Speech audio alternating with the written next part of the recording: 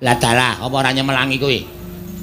Kowe lak bocah wingi sore kok omongane sak penake dhewe to Dipate? Nggih, wis anggene niku ya pancen kaya ngoten niku. Bocahe ndugal kewarisan, srogal-srogol, ora ngerti tata krama, ning pancen kendele kliwat saka ukuraning menungsa. Tur kondang nek wis anggene menika dipun ayomi dening Sang Hyang Bathara Wenang. Mula saya gembela sirahe, saya gleleng pacake. Ha nggih Dipate. Kula nuwun sewu lho Kakang Duna. Nadyan Mestina menika dipun lenggahi para senopati, para sepuh-sepuh sing pancen dukdeng utawi sekti mandraguna. Nanging nuwun sewu, nek mungsuh wis anggeni kentekan ngakal pun yakin kula mboten damel-damel. Kaya kula dhewe menika nadyan pangkate pate, ning nek kon mungsuh wis anggeni mikir ping 17. Mergi wis anggene menika pancen digdaya tenan. Pancen ya sekti mandraguna ning ewa semanten panjenengan mang paring igu vertikal pripun carane supaya kabeh wau iso mlaku aja nganti negara Ngastina bali ana panguwasaning Wisanggeni utawa Antasena. Saenipun mekaten nggih. Menawi samangke Wisanggeni sowan wonten ing negari Ngastina. Sananipun menawi Wisanggeni menika mangke dipun ajab peperangan boten badhe saged ngalahaken dhateng pun Wisanggeni. Ning menawi Wisanggeni menika mangke sowan wonten negari Ngastina, tumuli dipun napus krama. Jaranipun kados pundi? Dipun paringi unjukan, dipun paringi daharan. Nanging dipun paringi wisa racun ingkang niwasi. Menawi Wisanggeni samangke sampun dahar saha ngunjuk, piyambakipun tentu pejah. Nun sewu to. Nek omongan niku gampang, ning lem praktekke niku sing angel. Wisanggeni niku wong titis, Wisanggeni niku wong awas. Nek disuguhi umben karo makeman mongko dinahi racun. Wisanggeni ora bakal mangan, ora bakal ngombe. Mergane ngerti niku nek enten racune. Nek nganti Wisanggeni ngerti mangan ngombene ana racune, dheweke malah ngamuk saya medeni pengamuk ing Wisanggeni sapa sing tanggung jawab? Oh iya ya. Ha nggih. Nek gawe karti sampeka sing pinter, nek gawe karti sampeka aja waton ngendika lho Kakang. Ngaten mawon nggih. Wisanggeni tumuli dipun paringi negari. Ning menika namung etok-etok. Mangke Wisanggeni menawi sampun lenggah dampar piyambakipun lena. Tumuli dipun angka pejahipun saking wingking. Dipun suduk mawi keris, menapa dipun suduk mawi tumbak. Tertentu Wisanggeni menika pejah. Nek ming perkara dipateni nganggo tumbak, nganggo keris ki Wisanggeni wis mati biyen-biyen. Dheweke iki ora tedas tumbak, ora tedas keris. Wah, iya. Lah nggih sampeyan niku kok gawe akal kok ming waton omong lho. Nuwun sewu, saenipun mangke menawi Wisanggeni sampun lenggah dampar negari Ngastina, sampun kajengipun nggih, lenggah dampar sak terusipun nggih mawon. Lho, njur kula kali sampeyan lunga golek kos-kosan. Sampeyan niku wong apa-apa salah, apa-apa salah. Nggih go pertikel ora tau cocok kok panjenengan niku sak penake dhewe. Kakang Prabu Karna, wonten dawuh. Kula nyuwun dawuh pangandika paduka Kakang Prabu Karna ing Awangga. Yayi. Menawi tumrap kula lho. Panjenengan menika Nalendra bebasan sedumuk bathuk senyari bumi. Nadyan namung sedumuk jembaring bathuk, nadyan namung sak nyari jembaring bumi. Ngastina menika dipun totohi mawi pecahing dada, muncrating ludira, oncating sukma.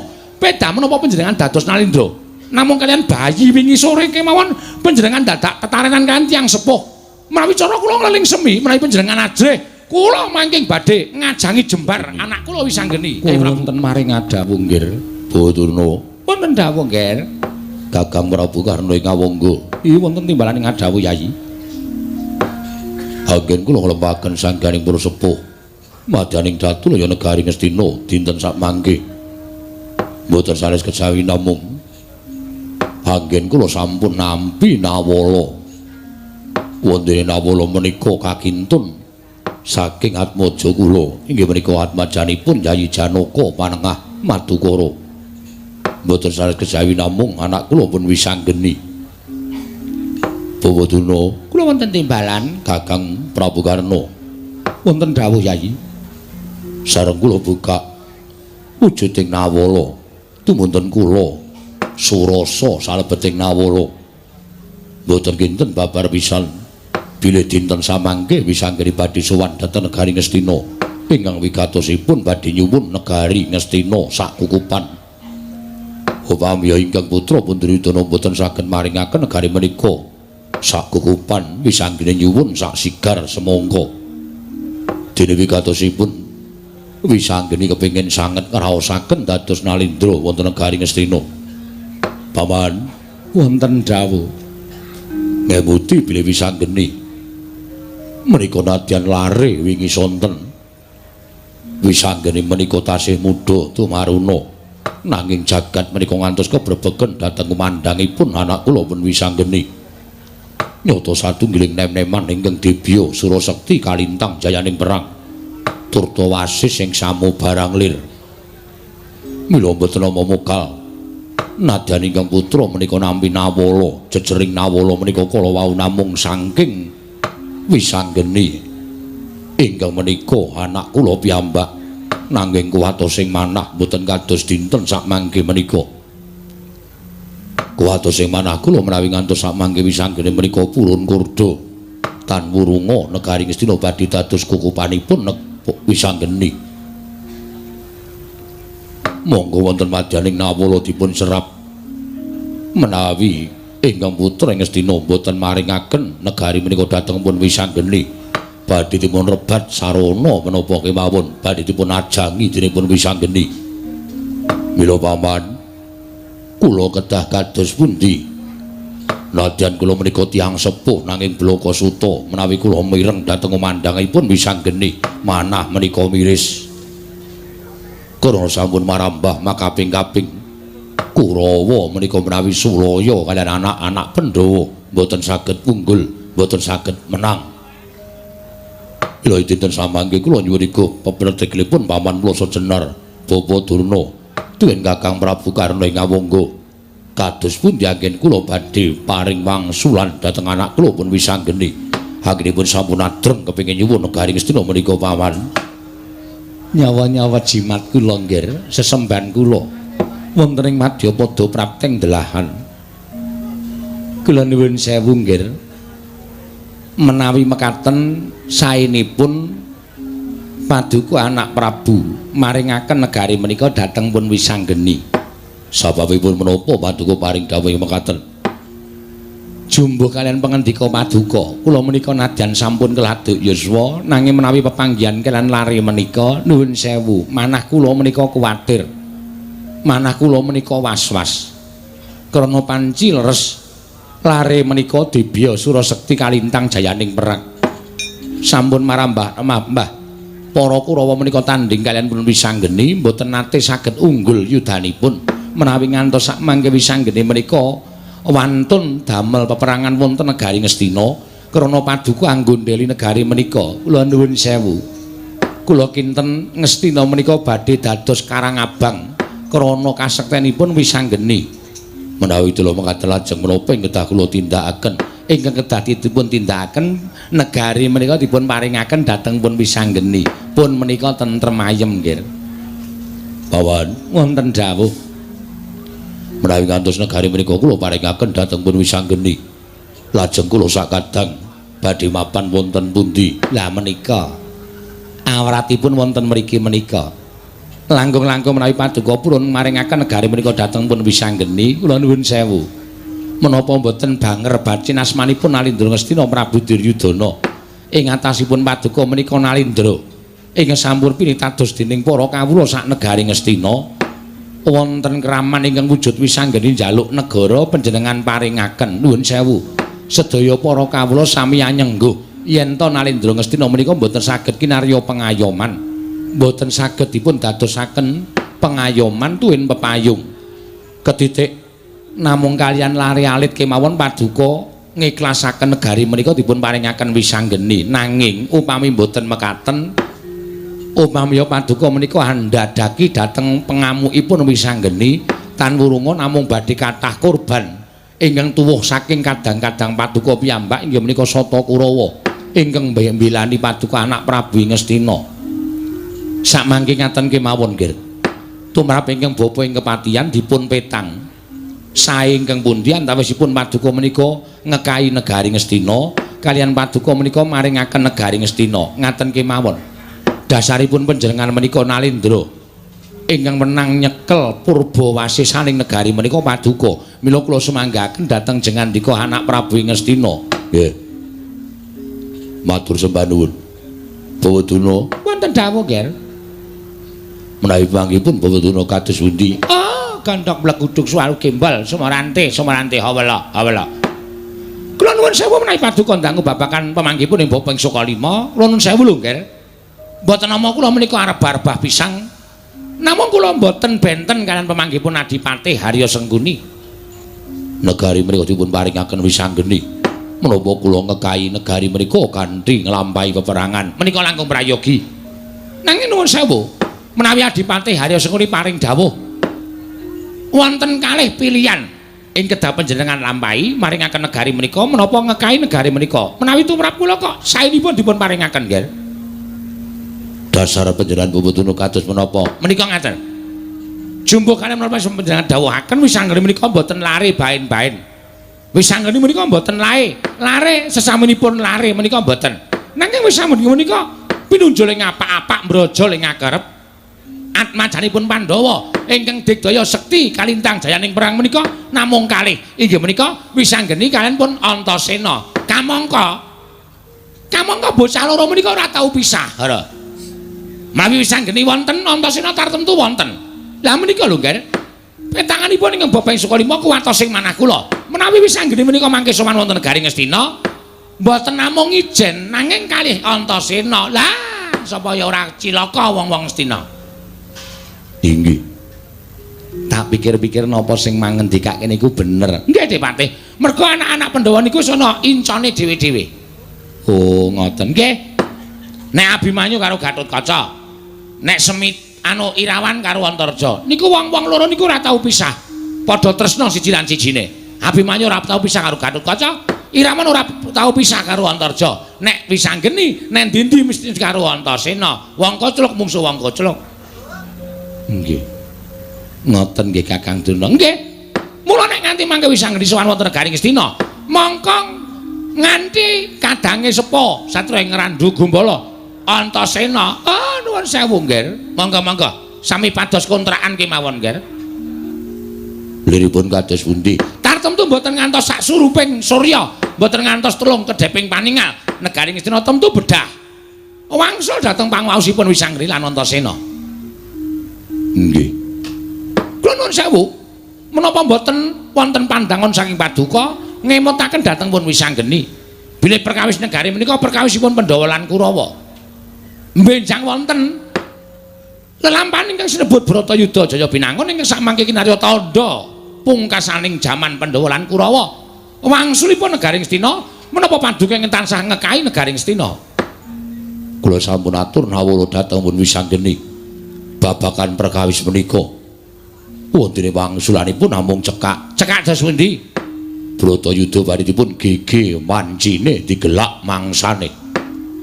Mboten perlu Pandhawa ingkang badhe ngajengi pupuh nanging cukup Wisanggeni sak kadang putra ingkang sagah damel srana pejahing para Kurawa. Ngaten menika Bama. Lah dalah apa ora nyemelangi kowe? Kowe lah bocah wingi sore kok omongane sak penake dhewe to, Dipati? Nggih, Wisanggeni niku ya pancen kaya ngoten niku. Bocahe ndugal kewarisan srogal-srogol ora ngerti tata krama ning pancen kendele kliwat saka ukuraning menungsa. Tur kondhang nek Wisanggeni menika dipun ayomi dening Sang Hyang Bathara Wenang. Mula saya gembela sirahe saya gleleng pacake. Nggih, Dipati. Kula nuwun sewu lho Kakang Durna. Nadyan Ngastina menika dipun lenggahi para senopati, para sepuh-sepuh sing pancen dukdeng utawi sekti mandraguna. Nanging nuwun sewu nek mungsuh Wisanggeni kentekan ngakal pun yakin kula mboten damel-damel. Kaya kula dhewe menika nadyan pangkate pate, ning nek kon mungsuh Wisanggeni mikir ping 17. Mergi Wisanggeni menika pancen digdaya tenan. Pancen ya sekti mandraguna, ning ewa semanten panjenengan mang paring igu vertikal. Pripun carane supaya kabeh wau isa mlaku aja nganti negara Ngastina bali ana panguwasaning Wisanggeni utawa Antasena. Saenipun mekaten, Ger. Menawi samangke Wisanggeni sowan wonten ing negari Ngastina. Saranipun menawi Wisanggeni menika mangke dipun ajab peperangan boten badhe saged ngalahaken dhateng pun Wisanggeni. Ning menawi Wisanggeni menika mangke sowan wonten negaring Astina, tumuli dipun napus krama. Jaranipun kados pundi? Dipun paringi unjukan, dipun paringi daharan. Nanging dipun paringi wisa racun ingkang niwasi. Menawi Wisanggeni samangke sampun dahar saha ngunjuk, piyambakipun tentu pejah. Nun sewu to. Nek omongan niku gampang, ning lem praktekke niku sing angel. Wisanggeni niku wong titis, Wisanggeni niku wong awas. Nek disuguhi umben karo makeman mongko dinahi racun. Wisanggeni ora bakal mangan, ora bakal ngombe, mergane ngerti niku nek enten racune. Nek nganti Wisanggeni ngerti mangan ngombene ana racune, dheweke malah ngamuk saya medeni pengamuk ing Wisanggeni, sapa sing tanggung jawab? Oh iya ya. Nggih. Nek gawe karti sampeka sing pinter, nek gawe karti sampeka aja waton ngendika lho Kakang. Ngaten mawon nggih. Wisanggeni tumuli dipun paringi negari. Ning menika namung etok-etok. Mangke Wisanggeni menawi sampun lenggah dampar piyambakipun lena. Tumuli dipun angka pejahipun saking wingking. Dipun suduk mawi keris, menapa dipun suduk mawi tumbak. Tertentu Wisanggeni menika pejah. Nek ming perkara dipateni nganggo tumbak, nganggo keris ki Wisanggeni wis mati biyen-biyen. Dheweke iki ora tedas tumbak, ora tedas keris. Wah, ya. Lah nggih sampeyan niku kok gawe akal. Kok ming waton omong lho. Nuwun sewu, saenipun mangke menawi Wisanggeni sampun lenggah dampar negari Ngastina. Sampun kajengipun nggih, lenggah dampar sak terusipun nggih mawon. Lho, njur kula kali sampeyan lunga golek kos-kosan. Sampeyan niku wong apa-apa salah, apa-apa salah. Nggih go pertikel ora tau cocok kok panjenengan niku sapenake dhewe. Kakang Prabu Karna, wonten dawuh. Kula nyuwun dawuh pangandika paduka Kakang Prabu Karna ing Awangga. Yayi. Menawi tumrap kula lho. Panjenengan menika nalendra bebasan sedumuk bathuk senyari bumi. Nadyan namung sedumuk jembaring bathuk, nadyan namung sak nyari jembaring bumi. Ngastina menika dipun totohi mawi pecahing dada, muncrating ludira, oncating sukma. Pedah menapa panjenengan dados nalendra? Namung kalian bayi wingi sore kemawon panjenengan dadak ketarenan kan tiyang sepuh. Menawi cara kula ngleling semi menawi panjenengan ajrih, kula mangking badhe ngajangi jembar anak kula Wisanggeni, Yai Prabu. Didhemadaning pasewakan Agung Negari Ngastina. Nalika semanten omanter pangandikanipun nata ing Awangga Sang Adipati Basukarna. Dinampi nata ing Ngastina Prabu Duryudana andadosaken radi nggadahi kapitadosan penggalipun nata ing Astina Prabu Duryudana parandene kendel datan mobah datan musik nglenggahi kanyun pinangka wardu kanut ujane meganten wardu jarang mangerca nang durung abang idu turunan nandhi basaring pertala kasaru geger njaba piyak ngarsa tamping mriko sebalabunama apa to kang dadi darunane ora macan saka rangke Gajah Medha saka Wandilan kejawi namung sawanipun Bambang Wisanggeni ing kadheraken ing Raka Bambang Antasena akarya cingak kang samya mulan mawon mbahe para kawula kanca pihak-pihak ana daya minggir njaluk dalan jagat dewa Bathara paman mloso jenar kula wonten dawuh nggih mriku mboten pangling Wisanggeni kaya Antasena sampun sowan wonten negari Ngastina iya lah monggo enggal-enggal tata-tata kesah liripun menapa dene paduka paring dawuh mekaten. Kula nyawang lare menika kok manah kula tratapan nggir.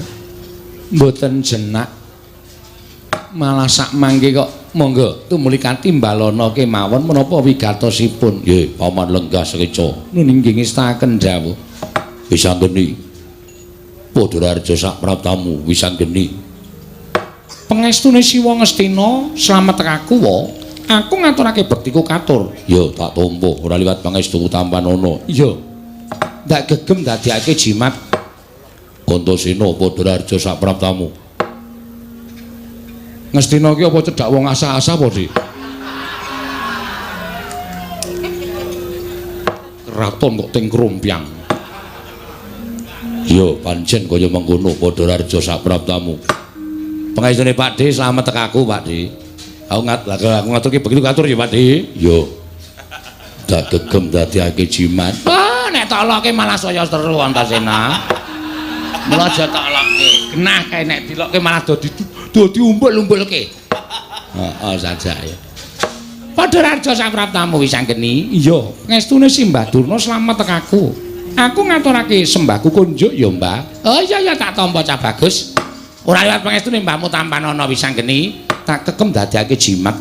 Simbah Durna ngaturke bekti katur. Oh, Antasena tak tampa.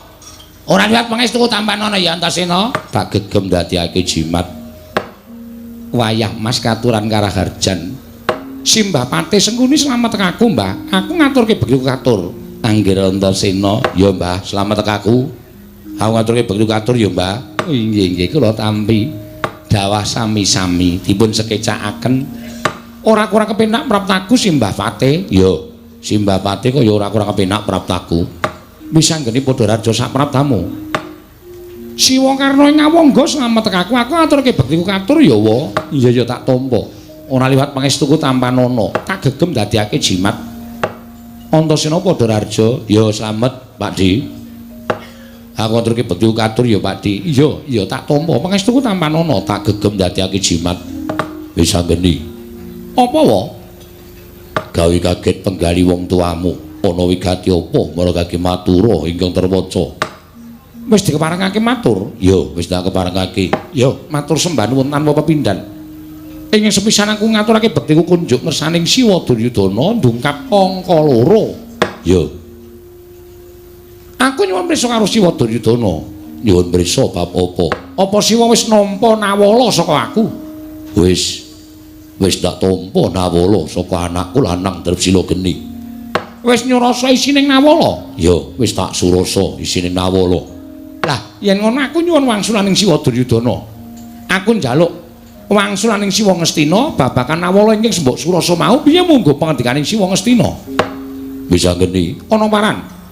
Sadurunge aku menehi wangsulan karo sira bocah bagus. Maragake wangsul ana dhisik pitakone wakmu Ngastina. Siwa arep paring dawuh apa? Nggih. Apa sababe dene jeneng sira? Sarta apa sababe landasare dene sira njaluk negara Ngastina? Sepisan pancen iki negarane wong tuaku. Lan aku duwe niat kepengin dadi ratu nang negara Ngastina. Ya. Merga ngene lho, wa. Pirang-pirang putra Pandhawa kuwi wis padha ngrasake dadi ratu, kaya to. Kakang Abimanyu ya wis tau tate dadi ratu. Kakang Harkaca dasare ya pancen ratu. Kakang Antarja ya tau tate dadi ratu ora ketang kudu dibantu karo Kakang Abimanyu. Iya. Peranganing para putra-putra Pandhawa kabeh padha ngrasake dadi ratu. Lah aku iki ya anak Pandhawa, anake Bapa Janaka. Aku dhewe karo Kakang Antasena sing durung iso ngrasake dadi ratu. Arep aku tau tatun nanti karo Kakang Antasena nek ora tau gelem dadi ratu mergo dheweke rumangsani ora iso basa, ora iso ndodhok, ora iso tata krama. Mula Kakang Antasena tumuli mopo ora kepengin dadi ratu. Ya. Ning jebul rasaku karo rasane Kakang Antasena ki beda. Nek Kakang Antasena rasane kepengin dadi ora kepengin dadi ratu, nek aku kok ora ketang mung telung gedheping paningal. Ora ketang mung sedhela, aku kok kepengin ngrasake dadi ratu.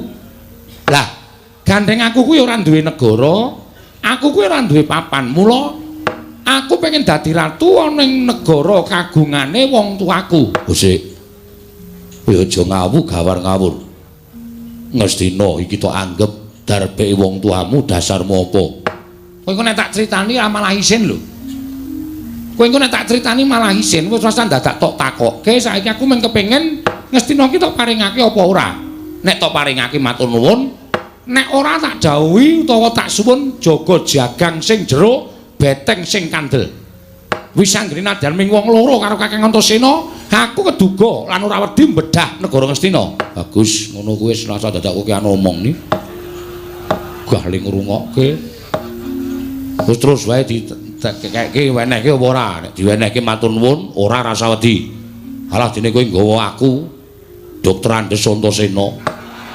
Iya, Dr. Andes. Heeh, mula kowe iki ya pangkate insinyur rasa dadak kokean pertengsing. Terus apa perlune? Ora rasa wedi karo sing do lenggane kene, rasa wedi. Aku ora wedi karo sing do lenggane kene iki. Iya. Aduh kok gembrabyas ya aku. Kakang Durna pripun? Wah, nek cara kula diwenehke mawon. Antasena nek pun ngenten iki mbebayani lho Dipate, ya Nger ya. Heeh. Tenan niku kula. Nuwun sewu Nger. Antasena menawi sampun ngenten menika kedahipun panjenengan menggalih ing langkung lebet. Mergi lare-lare menika menawi sampun ngamuk. Wah, nuwun sewu kula piyambak mboten badhe tumut-tumut perkawis menika. Lho, kok ora melu-melu piye, Mbah? Lho, aku ora melu-melu kok Antasena. Monggo sing tak injem kowe. Hus. Kok sing diincim aku ki apa perlune? Aku apane? Wong aku ora ngerti apa-apa. Negara iki darepe anak Prabu Duryudana. Aku ki mung punggawa. Punggawa nek sampeyan kuwi klebu punggawa Ngastina. Mestine nek negara Ngastina iki tak jaluk, sampeyan ya melu ora nrimake. Ah, sing kandha sapa trima wae. Mani lara awake nggih Dik Pati nggih. Nggih. Ngrekoso malahe. Wis, Pakde, paringa dawuh. Aku mung pengen ngerti. Kena ngopo sing tok ancam lenggah dampar ning Ngastina. Kowe kepengin lenggah dampar negara Ngastina. Apa? Sampeyan ki mung ratu wakil. Iya apa ora? Sampeyan ki mung ratu wakil. Negara Ngastina iki darepe ing para pepundhenku Pandhawa. Ngastina iki darepe ing pepundhenku Pandhawa. Merga iki tinggalaning swargi mbahku ya kuwi Eyang Pandhu Dewayana. Nalika semana apa to sababe kok sampeyan sing dadi ratu? Merga wong tuamu ya kuwi Eyang Dastarata sajake ngibarate ngemut gula krasa legi moh lepeh.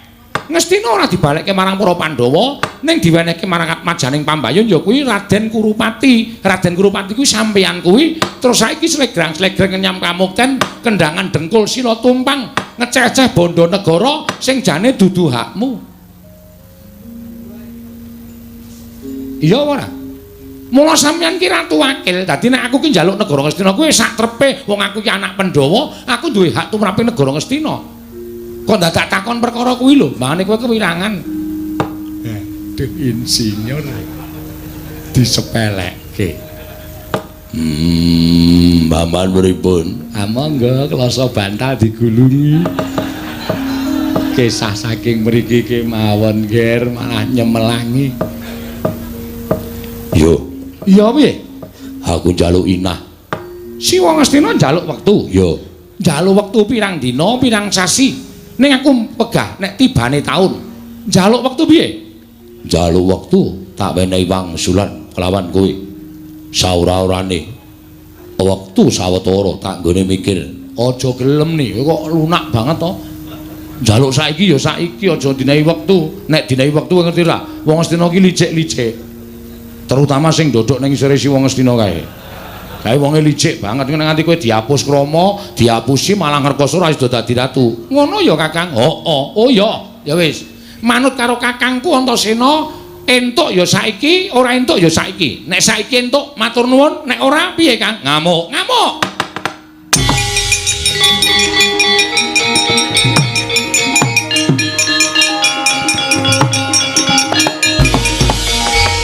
Maning jajalan wis anggene.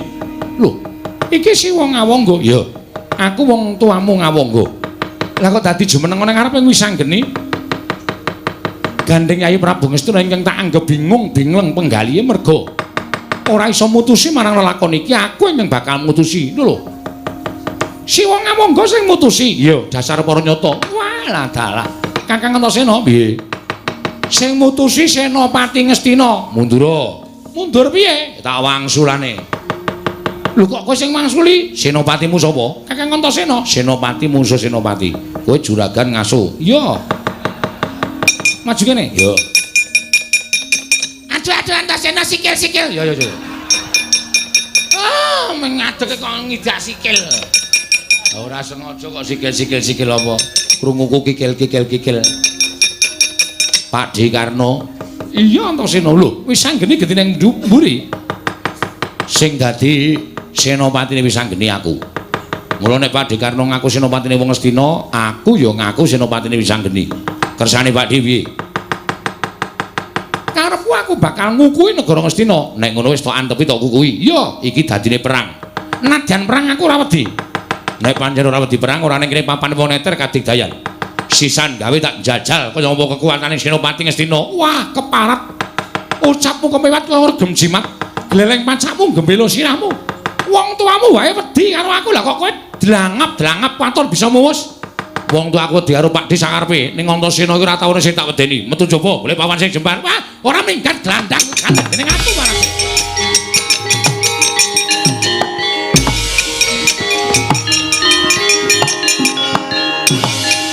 Lah kok dadi kaya ngene kahanane ya Kakang.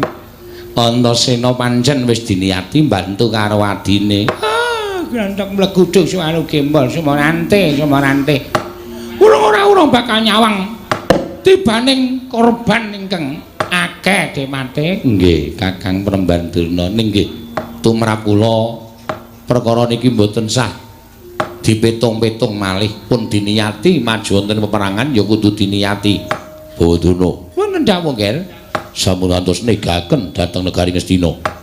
Kula dremut panjenengan mukti inggih krana negari Ngastina. Panjenengan saged kekeceh Barana picis inggih saking negari Ngastina. Mila sampun ngantos panjenengan nyupekaken dhateng Ngastina ingkang paring kanikmatan dhateng Bawana. Oh inggih. Ngestaken dawuh nggih. Menawi sampun paduka dawuhaken badhe kula candhika jimat lan tansah mastuti dhateng Sabdatama Paduka anak Prabu Ngastina. Paman Hari Sengguni wonten timbalan ketapno sangganing Purwadyabala supados sak mangke tata-tata samapta ing gati sawigahing diri anambak lampahing wisanggeni lan Antasena. Kula nuwun ngestaken dawuh Parmadal Pasilan sing ati-ati aja kaya bocah cilik Kartomarma wonten timbalan budalna kang padha sebangsun kundur kedatun kawula nuwun pamit Madal Pasilan sing ati-ati aja kaya bocah cilik Dimas Kartomarma. Kaya wis ora ana dawuh maneh. Kakang Antasena? Piye? Iki wis dadi tenan. Merga Kakang Antasena wis wani nampa penantanging Siwa Ngawangga. Kabeh mau tak lakoni merga aku ngewangi karo kowe kok ni. Nek aku ora ngewangi karo kowe, ora kepengin penjangkamu kuwi ora mung tandhep tekan pengangen-angen ning kababar dadi kasunyatan. Ora bakal aku wani karo Siwa Ngawangga merga iki pepunden. Iya, Kakang Antasena. Ha. Terus iki piye? Wis ora usah melu-melu perkara iki. Kowe ngaso sing kepenak. Kowe golek papan sing eyup ngundhak ireng awakmu. Terus Kurawa, aku sing mapake. Mengijen aja ngias karo aku. Aja ngembuke watu ngatoske banyu. Sing dadi nyatane. Ya aku memang ndedonga muga-muga Kakang Antasena iso menang mungsuh Kurawa. Yen iso menang aku kelakon lungguh dampar ke Prabu Ngastina. Ya. Pamujimu tak jaluk ya ni. Ya Kakang sing ati-ati. Ya. Ora pangling Antasena. Heeh Pakdi Surtayu ya. Ana apa Pakdi kok gelar papan para sata Kurawa? Goleki menyang didununge Wisanggeni. Nek wis ketemu Wisanggeni bakal tak rangket, tak bondo, tangane tak krincung sikile. Tak lebokke ning pakunjaran. Iki rak mesti perkara nggone Siwa Ngawangga nantang karo aku ning Datulaya. Mergo aku sagut dadi senopati ning Wisanggeni. Rak ngono to? Ya, dasar pura nyata. Kejaba saka kuwi kowe barangnya bakal tak bondo, tak krincung sikilmu Antasena. De. Aku menungso. Sing jeneng kewan kae arep dibeleh dadak dijagal, sapi kae dadak dimbruke sikik. Carane kebo sapi aku jagalan dhisik, nek aku iso mbok kalahke, aku tok pateni aku manut. Ning kosok bali nek sampeyan ora iso ngalahke Antasena, oh tak gawe karang abang negara Ngastina. Wani nantang karo wong tuwa. Sing tak wedeni apamu ora minggat saka arep aku tebak dhanapune marganing patimu Singalena Prapting Lalis Pakdi Surtayu.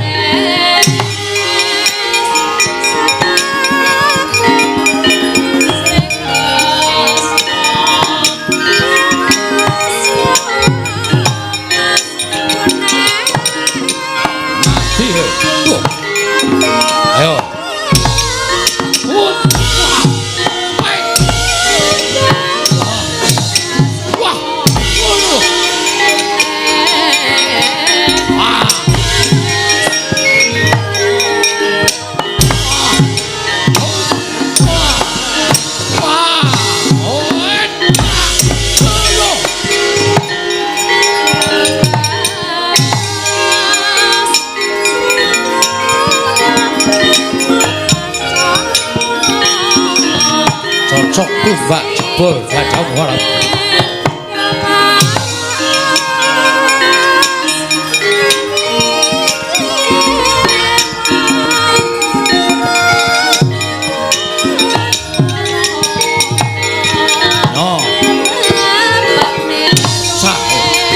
Ayo, golek gaman sing ampuh, Dre. Mati. Sah sirahmu.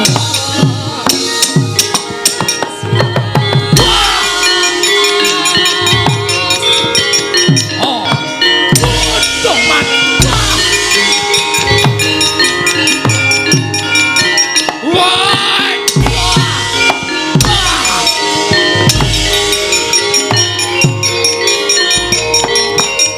Aduh.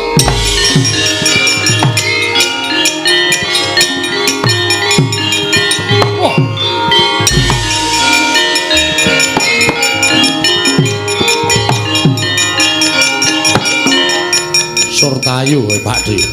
Durung babak kulitmu kowe mau mundur, ora kurang cangkem mati. Ayo matno satra jendramu. Kuwaken ati jaya kan. Wah.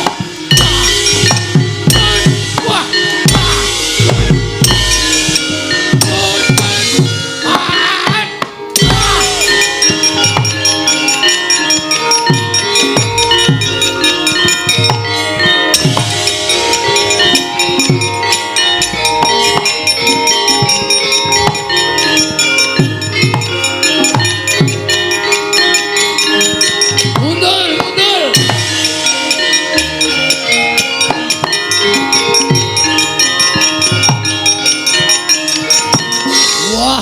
Anta Cina. Iya.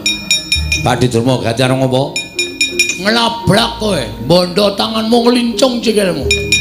Lebu wicanggene leboke paku dalan, wani njaluk negara Ngastina. Rasaku ki ana omong. Neng kene ditemtokke kowe apa aku sing tekane pati. Ayo. Ungalke dadane Antasena. Jebol dadamu. Yo, tibakno. Ai. Iya. Mati kowe. Hot. Wah.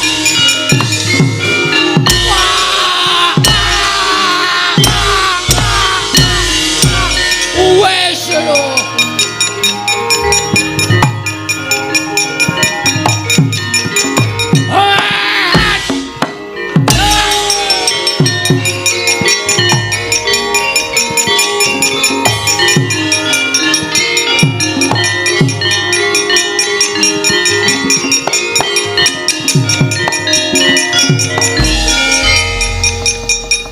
Piye Kartomarma? Kula sampun matur pongsal wangsul. Nek mungsuh Antasena ngibarate Kurawa niku ngoyahi segara. Mboten ajeng iso menang kali Antasena. Kalah, nggih kawon, Man. Nek kalah mundur, nggih kula semanggaken. Wah. Sing maju dudu wisanggene ning bener wisang ning nggawa Antasena. Nyatane ping ijen wis ngobrak-abrik Kurawa. Sedaya Kurawa bubar mawut mboten kanten-kantenan. Kula semanggaken, Man. Surtayu kalah karo Antasena kawon. Lho semanggaken ora nggawa gaman. Wah, nadyan nggawa gaman tetep kalah karo Antasena, bocahe pengantren.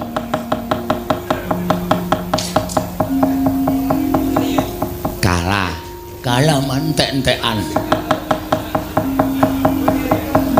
Kok kaya babak lemu babak bundas kok kaya banget. Antasena ngawul lho pelang. Oh. Ngawul. Kula diantem bles ngono terus candak sila kula niku diantem nggon cangkem dil. Tak kira nek mung pican bola bali. Moncrot niku, Man. Ayo kaya kemu getih ngono kok lambemu. Nggih. Bareng kula nglekal candak sila kula cek bleseke lemah set. Diantel sak kayange cis. Nah itu kan nggen gamelan, Man. Oh.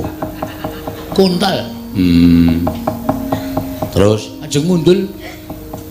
Kowe iki pakne gedhe Antasena iki padha karo anakmu kok. Kalah ki nek cara aku isin. Oh, lho kok biasa. Ngopo ndak isin nyatane kalah kok. Kalah kok digawe menang niku malah nglekoco ulang-ulang jane malah tekaning pati malah wis la ijo ulip. Mbok men disin-isin para kawula sak Ngastina. Cing-cing mbek pengen cing-cing. Mbok sing cing-cing kok kon maju nek arep pecah silahe. Kaya sampean barang niku sane ngomong tok. Kulawa maju. Ampun sampean kula tak delok saiki maju niku sampean kaya ngapa nek maju kula tak delok. Sekali-sekali pengalem niku rame kok kan cangkeman. Duwe pangkat, duwe derajat terus kulawa belang. Kene iki sing do bonyok. Kono mung paitan cangkem. Aku ki lekmu ki ora lulusan. Nang pelangan ki ora ono lek, ora ono anak. Anane pelang. Mbok jajal maju kula tak delok. Wis saiki nek cengkuni pelang kula tak delok kaya ngopo. Ora mengki comong. Izin kula. Mun patih kondang kok mengakon-akon terus mengutas utusan. Ora tau wani maju dhewe jajal sampean mbahne, kula lak ming Pak Dene. Nek wong tuwa niku kudu menang karo bocah, sampean niku mbahne, kula tak ndelok sampean iso menang karo Antaséna apa ora kula tak weluh. Ni, Gus. Malah ketap-ketip. Raja dipikir wong pelang raja bikin menang kalah kene gumantung le budidaya. Nek cara kula izin. Niku ya do nglasani kabeh. Pancen bener sing kuwi mung ngomongan tok. Nek kon maju ora wani. Ajeng napa? Indah lelingguh kok ming. Tak kira nek ajeng maju kowe arep weruh lehku perang. Nggih. Yakin? Yakin. Nek aku iso menang karo Antaséna, ta upaya apa? Kula cembah 20 taun, Man. Kula liwat ngalap sampean laku dodok nyembah ping 17. Menang Antaséna. Yakin nih seksane bumi langit. Iya ora ming contonge bocah lho. Ning iki omongane wong tuwa. Omongane wong tuwa Antaséna mungsuhmu Mbah Mule.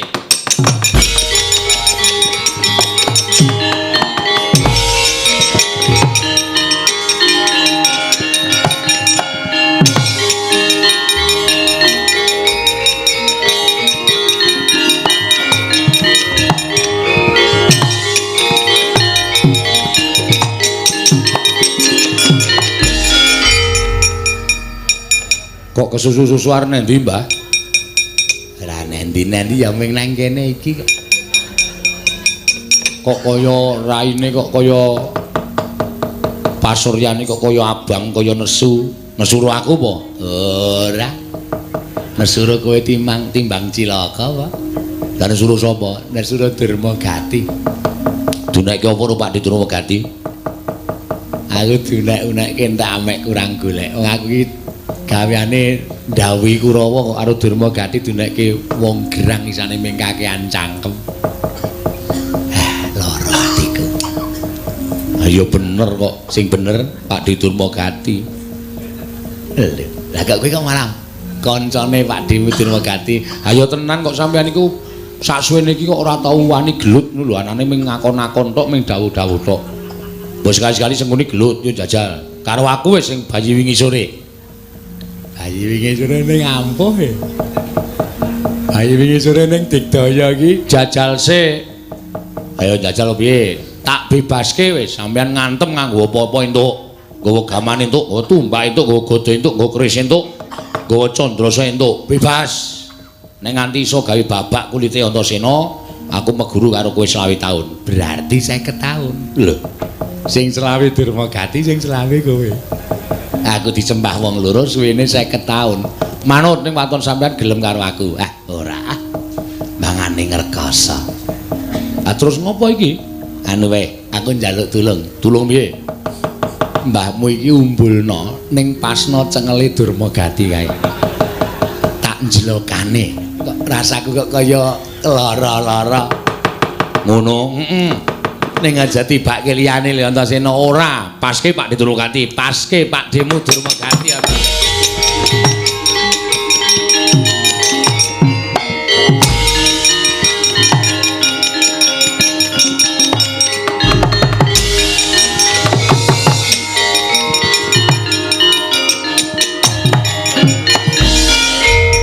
Padake wong picak.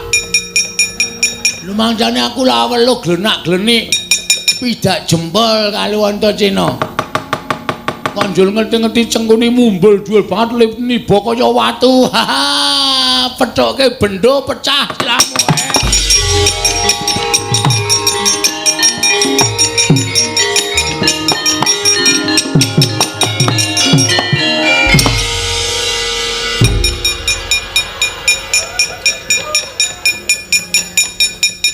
nang cah enom le.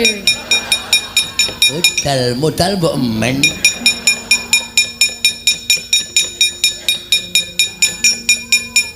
Dipate.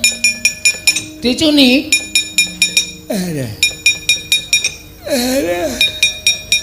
Dadi sirahe Durmagati kok atos kaya wesi. Iki napa sampean? Lirikake niku ya males lara wirang Durmagati. Ning kok jebul malah kelara-lara. Sampeyan niku senengane wong tuwa kok arep males karo bocah. Bocah iki nek ana jenengke wae mboten sadi gagas. Nggih ning kula kewirangan kali Durmagati. Mboten sadi pitung, mboten sadi pitung. Nuwun sewu Kakang Peremban. Nggih pripun Dipate? Pripun iki Antasena ngamuk punggung Suratamtaha Nirbaya Nirwikara.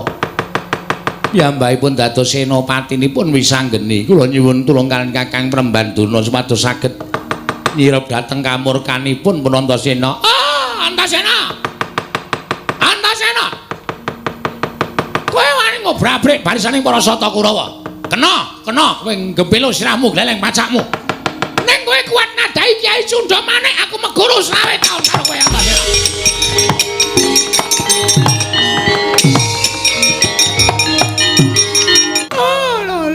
Lole kena selalu gimbal menyor-menyor dot ning dungkul kono dadi alas-alas dadi ono. Bocah kok glelenge kaya ngono, Ning nek kowe ketemu karo Begawan Durna, kowe ketemu karo mungsuhmu. Apa mbak anggap aku mbahmu iki wong loro sawu dan telu sawurupan? Ayo, iki apa sing tak cekel? Wih lah, nyekel pusaka mbah. Bener. Pusakaku apa arane? Yai Sundha Manik. Ning jane kuwi dudu pusakamu. Loh, ngawur, gawar ngawur. Iki pusakaku. Sing kandha sapa? Kuwi pusakane Mbah Putri. Mbah Putri sapa? Mbah Putri iki jane ora wujud kuda, nanging kuwi wujud widodari. Ya. Betari Wilutama titip pusaka Kyai Sundha Manik iki pusakane Mbah Putri sing diparingke karo kowe. Terus tok gunake tok nggo semungah sesongaran pendak wong arep tok pateni nganggo Sundha Manik, pendak wong arep tok pateni nganggo Sundha Manik. Ya bener. Sundha Manik iki pusaka ampuh tamake Gunung Jugruk Segara Asat. Ning kowe tak critani. Pusaka iki nek ora diudaneni karo sing gawe urip, ora bakal ana dayane apa-apa. Sing kandha sapa? Pusaka iki manut karo sing duwe, manut karo sing nyekel. Sing kandha sapa? Ora mesti. Kok ora mesti? Iki nek jenenge kowe ora tau ulah agama iki kaya ngene iki. Loh, aku mendhita tak nek ora tau ulah agama. Biyen jaman semono ana critane wong sing padha nganut agamaning Gusti ingkang pungkasan. Tau ana crita sampeyan ngerti urung tau ana wong crita, wong tuwa piyai sepuh ulah agama ngendikake yen to Nabi Musa ngebuke tongkate ning Segara Abang utawa Laut Merah iso belah dadi loro. Aku tau ngerti. Kae mergo entuk firmaning sing gawe urip utawa firmaning Gusti. Mula tongkate dadi ampuh. Ning ya mimpisan kuwi mergo entuk firmaning sing gawe urip. Mula apa-apa sing ning jagat ki nek entuk keparinging sing gawe urip mesti dadi ampuh, mesti dadi sekti, mesti dadi ana dayane. Ning nek sing gawe urip ora ngeparingake kuwi duwe kekuatan apa-apa, arep Sundha Manik ndase kaya manuk. Kaya nganggo cucuk ngono kuwi tok tamakke Antasena nganti aku mati aku mengguru karo kowe. Jajal apa? Ning kosok baline nek kowe ora temu ning awakku, ana pendhita tak ajar tak uwek-uwek raine.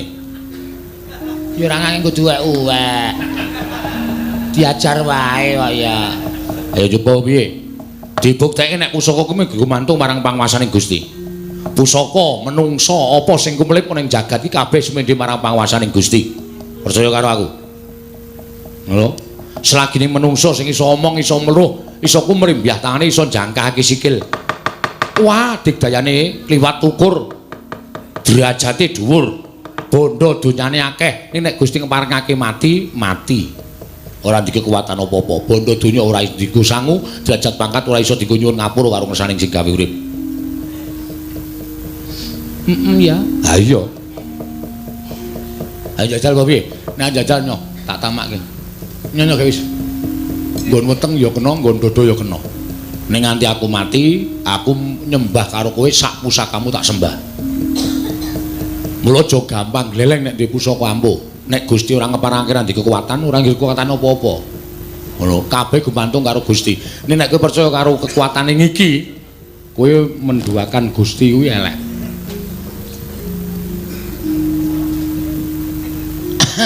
Kok ming watuk? Ah iya, mulane apa-apa ki nganggo dipetung ora sak penake dhewe. Saiki ngene. Aku gelem mundur ning kowe iso mbatang cangkrimanku. Cangkrimamu apa? Sing tak gegemi apa? Asta Cempala.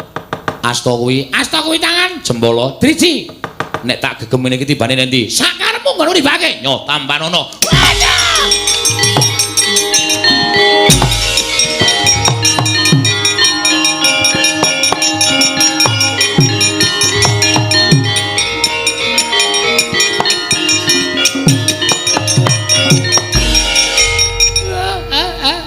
Lho kok nangis? Dicucuk bathuk kula kali Antasena. Mergane kula niku ya piye to ya berita pengpengan kok ming dunek-uneke Antasena kok iso ceplakep ora iso omongan to. Ngoten nggih. Nggih. Pusaka cundha maneh kula atungake ning Antasena ora wedi blas. Pusaka ki ana dayane nek entuk keparengi Gusti, nek Gusti ora ngeparengake ana dayane ya ming wujud wesi ora ana dayane. Ayo tibakno nang dadane Antasena. Ning nganti aku cilik loro gedhe Danipati meguru karo kowe 20 taun. Di ngoten niku ceplakep kaya dikunci cangkem kula. Mbok digoleki grendele. Grendele. Menawi ora Grendel. Kaki grendel. Nek cepet ra kaya grendel. Nggih kula ngertos. Terus Antasena ngathoke tangan nek iso batang cangkriman kuwi aku meguru karo kowe Begawan Durna. Kula batang cangkrimane, tangane dicungke ngenten. Muni pripun? Iki ku jenenge apa? Kula muni Asta Cempala. Asta tangan, Cempala diji. Tibane nendi? Antasena ngene. Kula manut sakarepmu. Duwes. Teng bathuk kula. Oh, dadi Antasena ming ngatung ngenten iki. Umpamane kula Antasena ngatung teng ngarepan sampean iki apa? Asta Cempala. Asta tangan, Cempala driji. Tibane nendi? Sakarepmu. Ngoten niku, heeh persis. Ngoten niku nggih. Kok sampean pendhita ming di ngotenke kok kalah. Nggih niku kalah kula teng mriku niku. Iki apa? Asta Cempala. Asta tangan Cempala driji. Tibane nendi? Sakarepmu. Ngoten niku persis Dik Pati. Kula terus gladran. Kula gumen lho sampean niku pendhita pemangan ming diatungi iki apa? Asta Cempala. Asta tangan Cempala driji. Tibane nendi? Sakarepmu. Terus. Mengarep tas-tas ya? Lho mboten kula niku mraktekke Antasena wong kula ora weruh. Dadi kula mraktekke ngenten iki. Niki napa? Asta Cempala. Asta tangan Cempala driji. tibane nendi? Sakarepmu. Angge ngoten niku wong Antasena terus ngatungke ngenten iki. Iki apa Begawan Durna? Sampeyan wangsulan Asta Cempala. Oh nggih. Iki apa? Cokor Kirik. Asta Cempala. Cokor Kirik ngoten kok. Sampeyan niku maju mboten diaturke anak Prabu Ngawangga. Nggih Pati. Antasena. Nggih Pakde. Saiki mung karinata Ngawangga. Kabeh Kurawa bubar mawut. Bapa Penemban Sukalima wae ora kewagang nang kridane anakku lanang Ngrandha Gumbala.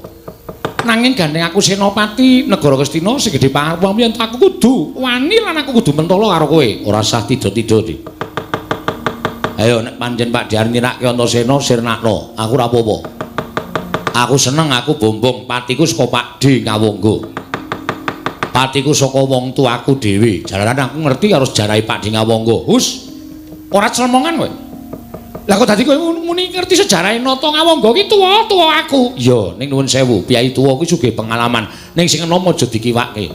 Mergo sing enom gelem sinau, wekasan ngerti marang sejarahe wong tuwa.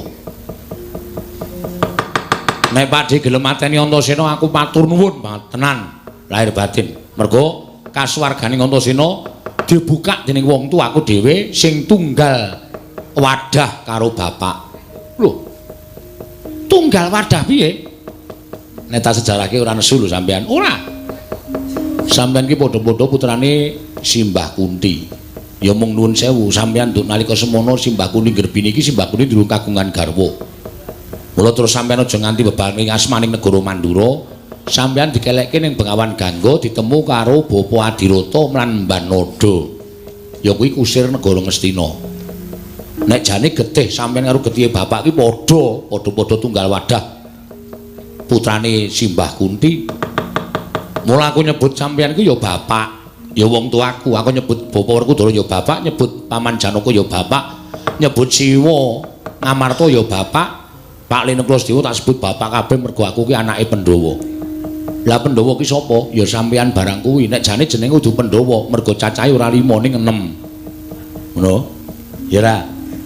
Nek sampeyan arep mateni Antasena, patenana, aku ikhlas lahir batin. Sing duwe karep kepengin lungguh dampar ning Ngastina ki dudu kok Antasena, ning Wisanggeni. Wisanggeni ki sapa? Anake Paman Janaka. Ha ya anakmu dhewe. Nek ning wong tuwa ora nuruti karepe anak, kuwi wong tuwa sing piye aku tak takon. Monggo sampeyan ki wong tuane Wisanggeni. Ya.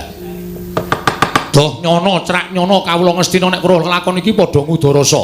Lho, Prabu Karna kae tunggal wadah karo para Pandhawa. Wisanggeni kepengin dadi ratu ana ing negara Ngastina kok malah dipateni karo Prabu Karna.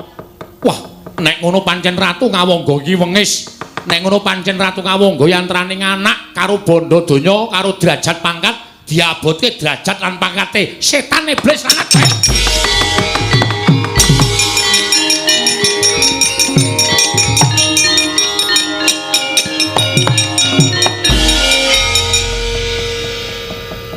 Tok apake, Kang? Tak kuliahi.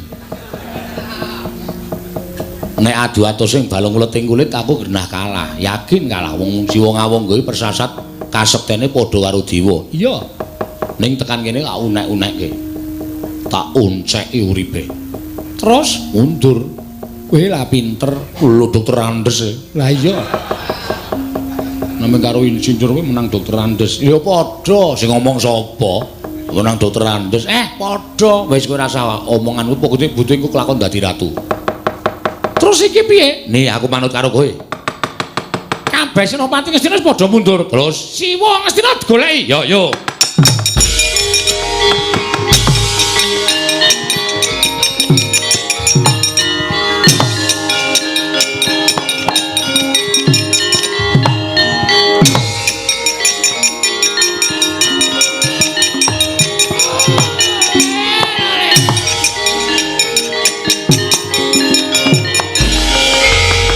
Dono atus pundi?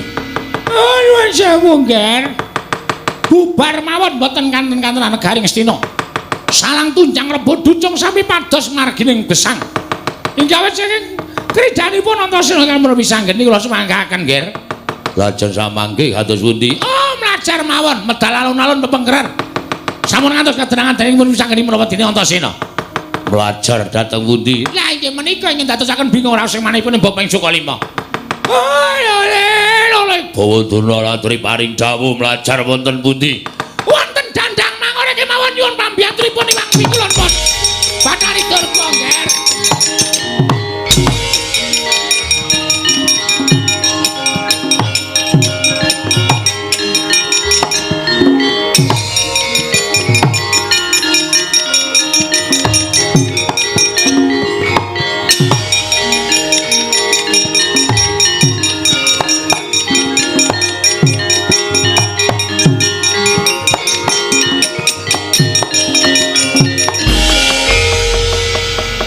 Siwa Ngastina mlayu, Kang. Ayo aku ya weruh.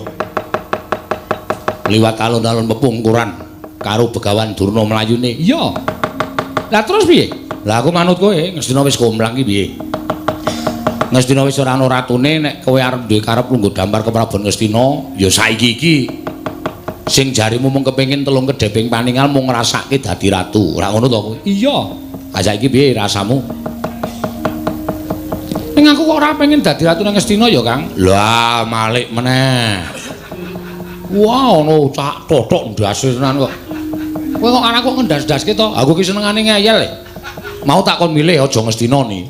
Ngastina kuwi negara sing gedhe walate. Kowe adreng ora, Kang. Aku tetep negara Ngastina. Barang wis dadi perang Ngastina wis tak bedah. Ratu Ngastina wis mlayu, kabeh wis punggawane Srawana.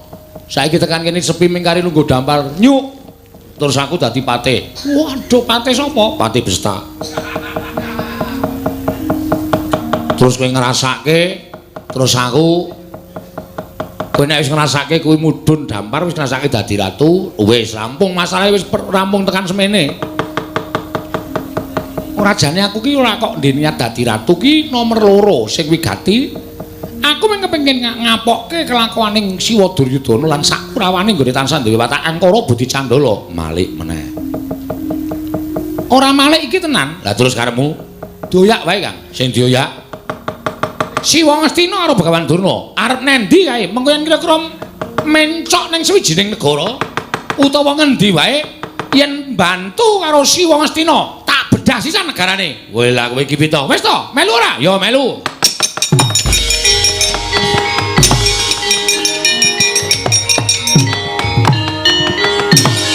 Sode selikur dina batobat. Mulane kayuwangan dandang mangore katrak ing ngawa panas. Ora mangling iki kaya Begawan Durna lawan putuku Duryudana padha kanthi Raharja Durna. Amadene sira Duryudana. Lan sapinaringaning kawidadan ing Sambikala Pandya Betari. Kula ngaturaken sembah pangabekti kula kunjuk Betari. Iya Durna tak tampa pangestu Tamanana. Kula pundi engko cimat paripen ayana ing kasantosan. Duryudana Wadha Raharja. Tansah pinayunganing kawidadan ing Sambikala sowan kula Hyang Betari. Kula ngaturaken sembah pangabekti kula kunjuk. Iya Duryudana tak tampa pangestu Tamanana ya kula. Lha pundi kecimat dayanana ing kasantosan. Jaramaya wonten timbalan. Prayoga nunggon mung adhep. Aja nganti ana kemodho saur manuk Wadyabala Baju Barat. Jeneng monipun Tya mbabarake wigatining pasewakan sarta nyandang apa ta wigatine dene Durna lan Duryudana suwanana ing dandang mangure. Inggih. Ngestaken dawuh Paduka Pandya Betari.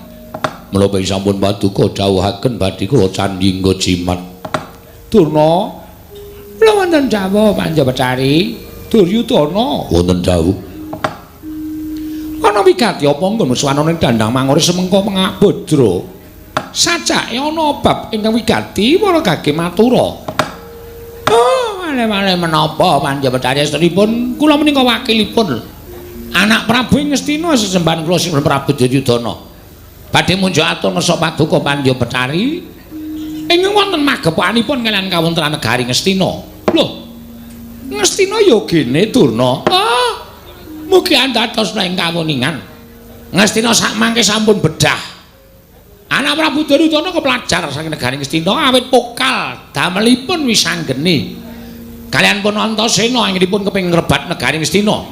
Lan wisanggeni gadhahi niat badhe lenggah dampar keprabaning Ngastina. Ngantos dados pecah perang ageng antawisipun para Sata Kurawa kaliyan pun Antasena wadene Kurawa bubar maut mboten kanten-kantenan katrajang klidanipun wayah kula pun Antasena tumuli kula kaliyan anak Prabu Duryudana mlajar medal alun-alun pepengkeran jumujuk wonten ing dandang mangore mriki ingkang wigatos Pandya Betari ingkang wayah pun anak Prabu Duryudana menika nyuwun senjata pitulung tumbak kenceng dhateng paduka Tang Pandya Betari. Mugi kersa bebantu dhateng bot repotipun. Ingkang wayah pun anak Prabu Duryudana. Kepareng paduka nyingkiraken tuwin ngusir dhateng pun wisanggeni menika Pandya Betari. Sode selikur dina batobat. Ing atase bayi wingi sore nang ya ora jeneng mukal. Dasare wisanggeni kuwi wong dening panguwasaning Gusti Karya Jagat. Dimongi dening dewane mula ora jeneng mukal nyanto digdaya sekti kalintang jayaning perang. Ya ora ketang mengko kaya ngapa wujude pun ibu bakal sak biantu ning aku njaluk karo kowe ya Duryudana. Jroning pun yang sak biantu lawan sira nggone bakal ngasorake kridaning wisanggeni. Tak jaluk kowe aja meneng wae. Parang paduka Pandya Betari kados pundi? Kowe enggal mlayu ana negara Ngamarta apa kang dadi kelakuane wisanggeni lan lakone wisanggeni lan Antasena mau wadulna karo wong tuane. Wadana marang para Pandhawa. Aranana yen to Pandhawa ora isa pomong marang Wisanggeni lan Antasena wekasan gawe wiranging nata Ngastina Yonggir. Kanthi cara mengkono mengkone yang gagal mambeki kareping Wisanggeni isih ana ing bakal sak biantu kalawan sira ya kuwi para Pandhawa. Oh, inggih, ngestaken dawuh. Menawi tolong ngaten kula nyuwun pamit. Dinten samangke bidhal dhateng negari Ngamarta wadul dhateng para Pandhawa. Sumados samangke wisangenipun dukani saha dipun pidana dening tiyang sepuhipun piyambak. Kuwi luwih prayoga Begawan Durna, kuwi luwih prayoga. Kanjeng Hyang kula nyuwun pamit. Iya, Duryudana.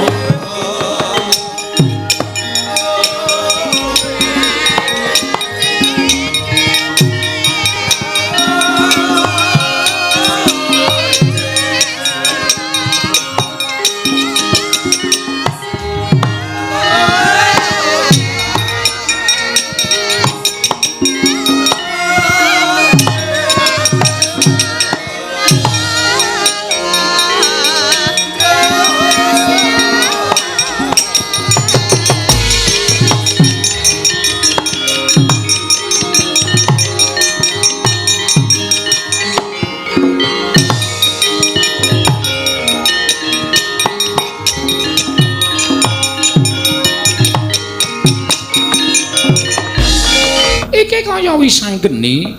Iya, Eyang Pandya Betari aku ingkang sowan. Padha harja sak praptamu nggih slamet tekaku. bektiku katur ya, Mbah. Iya ya Antasena tak tampa. Ana apa lah kok dadi kowe kadingalan sowan ning Dandang Mangure? Simbah Durga ora usah dadak nutup-nutupi. Lan ora usah dadak ndelikake aku nyuwun Siwa Ngastina pasrahno lan wisanggeni. Bakal tak bondo, tak krincung sikile. Kaleboke pakunjaran. Oh, Mbah. Yen Simbah kepengin langgeng lenggah ana ing Dandang Mangure, Siwa Ngastina wenehno adiku lanang. Nek Simbah ora ngemarangake Siwa Ngastina, tak boyong aja takon dosa. Apa njaluk kene tak obrak-abrik sisan. Tobat. Omonganmu kuwi lho Antasena piye ora ngerti to pone. Eyang iki dewa. Pone yang iki Jawata, ora peduli dewa, ora peduli Jawata, ora peduli apa-apa nek pancen kewangi karo Siwa Ngastina, mesti tak katutke dosane Yoni. Iya. Aku ora wedi karo sapa-sapa. Yen ngono kan ngruda bangsa karo eyangmu Pandya Betari Durga. Nek perlu tak rubasa, tak rudabasa. Cara maya agak-agak limbah.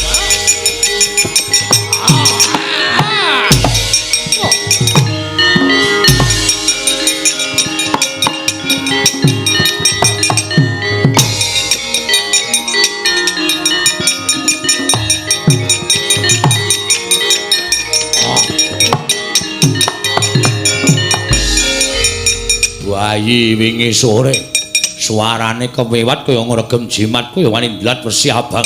Wah, ayo Jaramaya sirnakno dugangi raimu. Wah.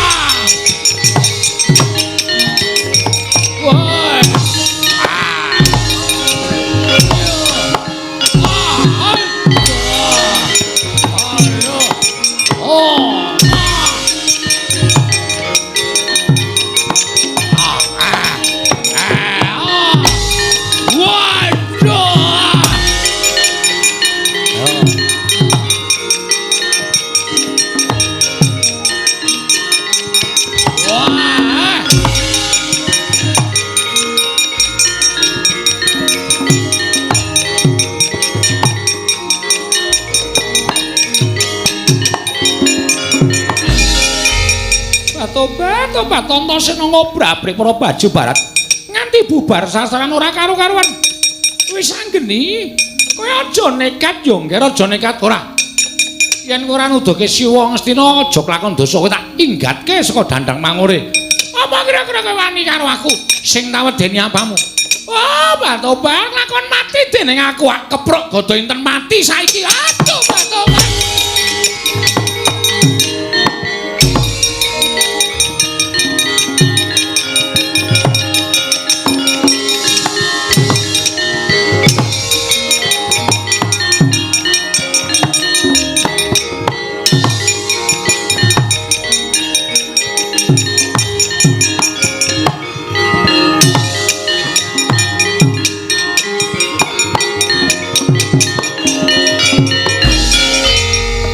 Edan.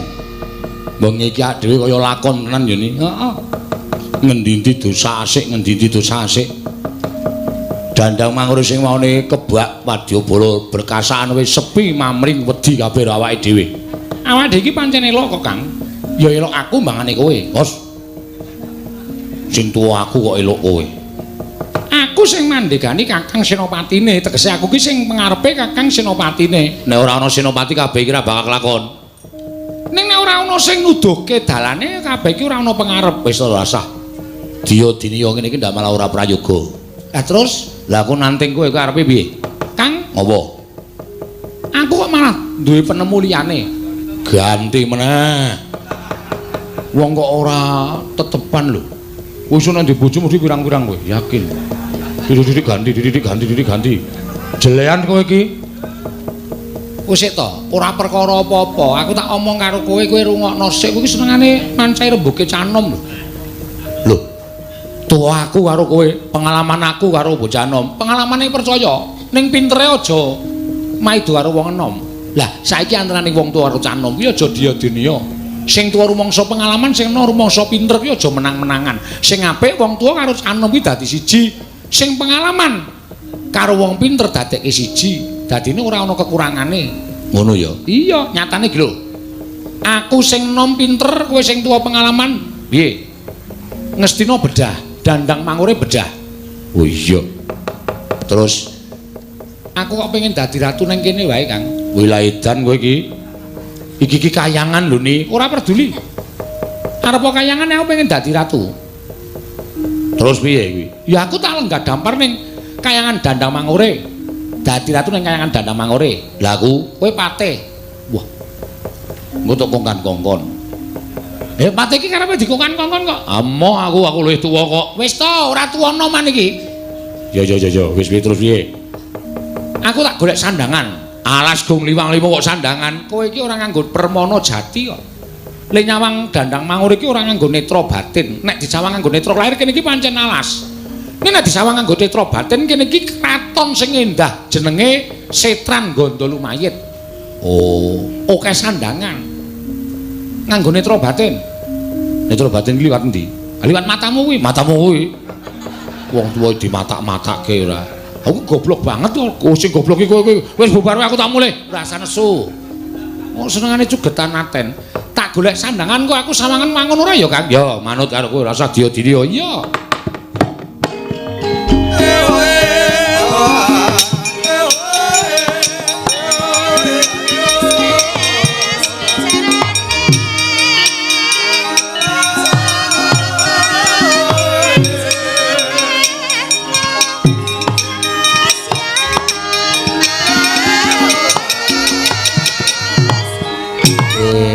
Geleleng tenan. Kuwi sandangane sapa jene? Aku ora ngerti, aku nemokke ning dandang mangure waton tak nggo ngono wae. Ngonek kualat. Ya wis ben tak tanggunge. Ha terus aku, kowe golek sandangan. Oh iya. Sangandane sapa ya? Sakarepmu. Kowe engko dadi patihku. Ora iso ndodok, ora iso lingguh. Ora apa-apa. Kowe karo aku ngoko-ngokonan. Oh. Padha-padha lanang iki. Lho. Jare kon ngoko-ngok. Hus.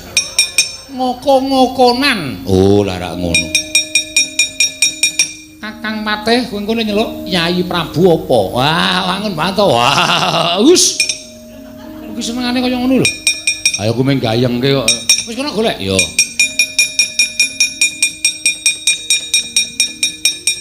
Saya golek sing padha karo kowe. Yo. Sakaremu. Wayang akeh banget kok lek ngetokke ming loro mbok tak milih. Kaya ora ana ide-ide liyane ngono. Kaya ming saklek. Kudu moh ra cocok aku. Yo.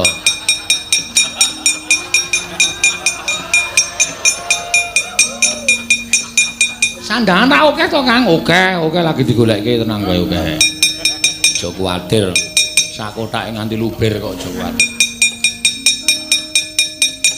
Ora cocok. Wah. Ku jenenge kasar kaya ngono iki Patih kok ndase dinae sumbu kompor barang. Yo ganti.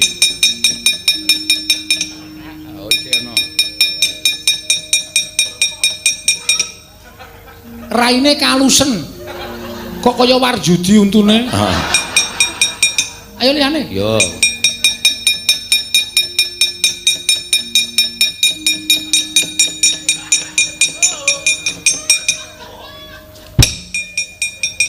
Sekali iki nek tongkon ganti moh aku. Wah. Wangun nek iki. Wah, dan kuwi brengose saka apa e? Duk. Iso njelek utat. Njelek utat ki apa? Iso tekan mburi ngono lho. Ha iya. Wah, nganggo siung barang. Ya sama-sama nyokot. Oh iya. Ora nganggo siung malah ora tugel. Ya aja nganti tugel. Ha iya. Piye wangun to? Wangun. Lah kuwi arep nganggo jeneng sapa? Seksenana. Ora ngawur lho niki sing gawe lakon ana lho.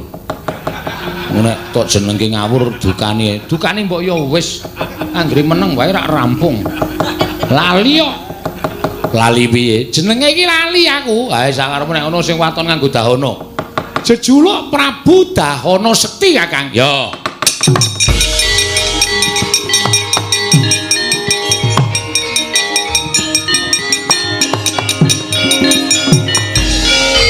Terus kowe nganggo patih sapa?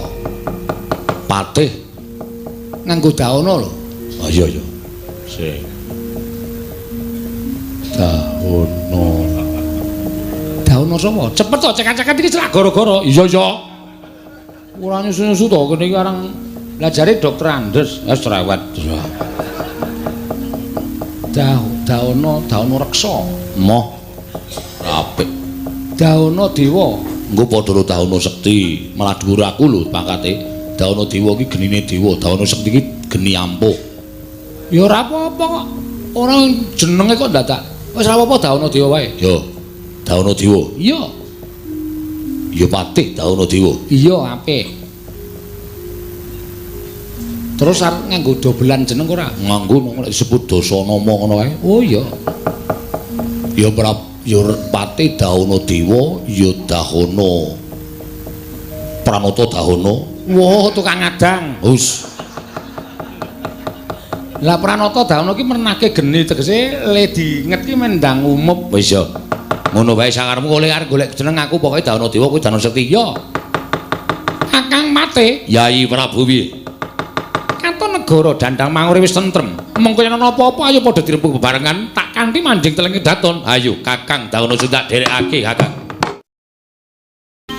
Kakang Narada. Kakang Resi Kanika Putra. Merkenceng warudaya, pak pong bu bolong. Kali codhe sapa sing gawe? Menawi iki Kakang Narada. Kayangan katraking hawa benter. Menika ngemu suraos ing kados pundi? Monggo saking paningalipun ingkang rayipun Jatimurti mboten wonten lemah sangar kayu aeng. Duwin mboten wonten wujudipun pandhita tapa. Nalindra Malik Tingal tuwin satria ingkang lereh kasatriyan tumuli amadeg Brahmana. Nanging teka hawa benter sumundul wonten ing ngawiyap. Kakang Resi menika saking dayanipun menapa? Kencang warudaya, pak pong bu bolong. Kali jadi sapa sing gawe nuwun sewu Di. Menawi paduka madosi wontenipun lemah sangar kayu waing ingkang ngakarya gara-gara kayangan menika apan boten menika ingkang dados sababipun. Tuwin menawi wonten Nalindra ingkang Malik Tingal menika ugi boten wonten. Langkung-langkung menawi wonten satra ingkang lereh dhateng kasatriyanipun tumunten madeg pandhita menika ugi boten. Lajeng menapa ing dados sababipun Kakang? Mboten sami kejawi namung wayah bujeng andika. Inggih menika wayahipun Bathara Brahma. Atmajanipun Arjuna. Ing namipun Wisanggeni samangke damel gara-gara wonten ing Madyapada. Piyambakipun anundung dhateng dewaning panggoda pangrencana Pandya Betari Durga. Lan samangke madheg Nalindra wonten ing dandang mangure. Menika tegesipun Wisanggeni menika nerak pacak nerajang perbatang. Piyambakipun malah sampun saged ambedhah negari Ngastina nggih. Yayi Pramesti Bathara Guru. Miat langening kalang manaklar.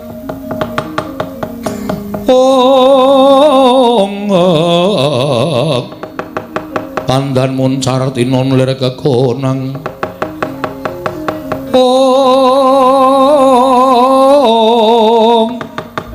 Kasoran pacaring purnameng gegono dasari mangsa katiga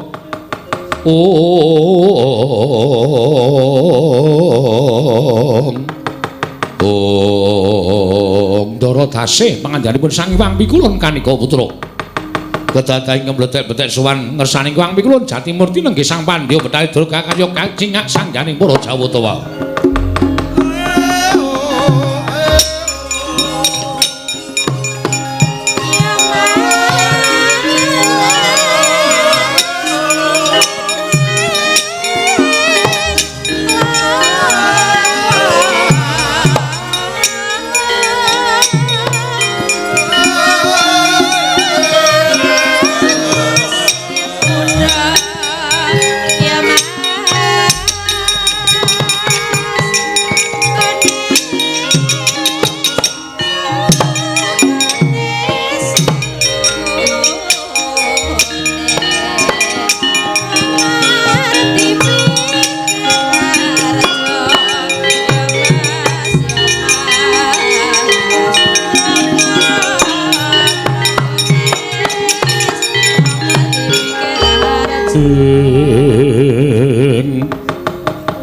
Yana dewa yen nuntuna wong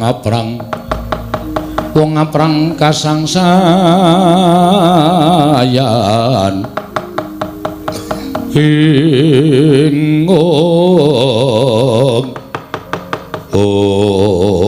Ong Mastuna Musidam Skaring Bawuna Langgeng Permoni Durgana parigawe apa kita sowan ngabiyantara mangka tanpa tinimbalan menawi pasang kaliman tabi tinepi ing lodune dumawang tawang-tawang pukulun sowanipun ingkang aprayipun Pandya Brari Durga ngersa paduka Hyang Adi pukulun estunipun namung badhe nyuwun senjata pitulung dhateng paduka Hyang Pramesti Bathara Guru kita nyuwun senjata pitulung wujude apa Durga inggih wale-wale menapa mboten kanthi kanyono-nyono dandang marung mangurene kesemanten kedatengan pun Wisanggeni ingkang amotho-motho dhateng wayah kula pun Duryuda ning pangajap kula menika saged ngemutaken dhateng pun Wisanggeni malah saya tumangkar kamurkanipun Wisanggeni ambedah pasitran dandang mangure pukulun samangke malah saya kelangkung keliwat kewanenipun Wisanggeni piyambakipun madeg nalindra wonten ing dandang mangure pukulun kula nyuwun senjata pitulung dhateng paduka pukulun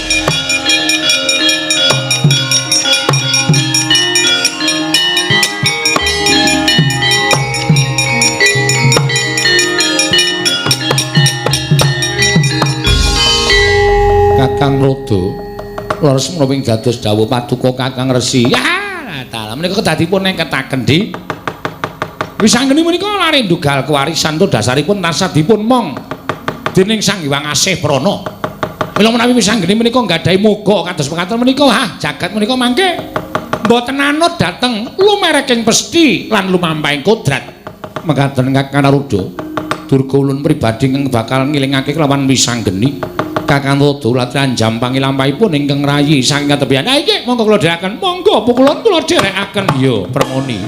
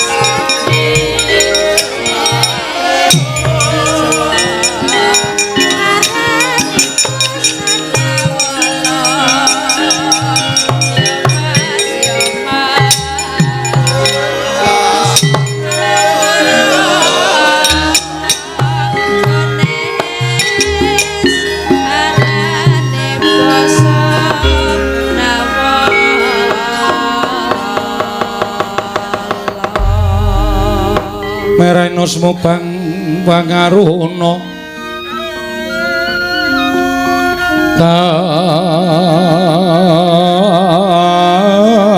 kadinetraning uga rapuh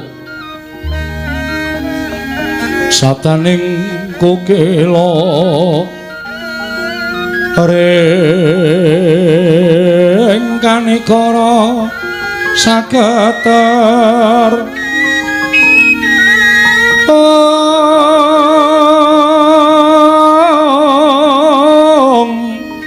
kene dongane ingkung ler bowo sing pini panca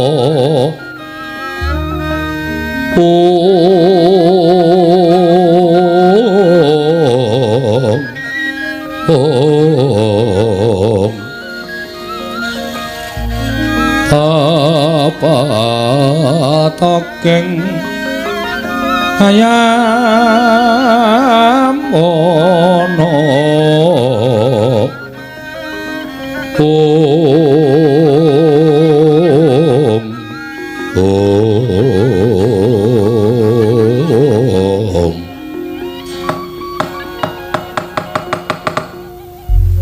Koko Prabu sewu-sewu kalepatanipun ingkang rayi tadah wadana krana kula wantun ngrawuhaken paduka Kanjeng Koko Prabu sesemban kula Koko Prabu pengayoman kula Yayi sampun dados kewajibanipun ing Raka Indrawati sampun malih ing Wancirina nadyan katimbalan ing Wanciratri kula mboten badhe selak menapa to sababipun dene paduka Yayi Prabu keparang amiji sawanipun ing Raka Indrawata Koko Prabu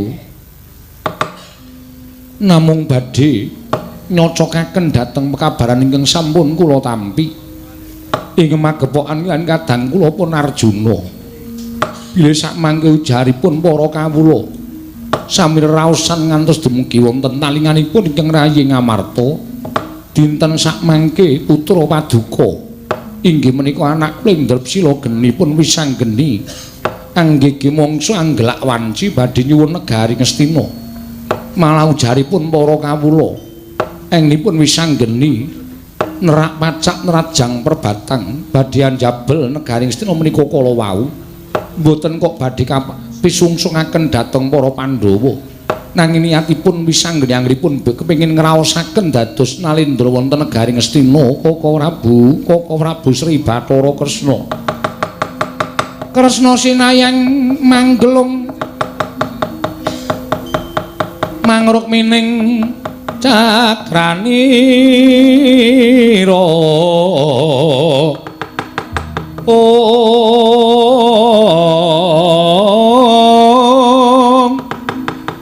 kang umitran ing asta aneng asta ing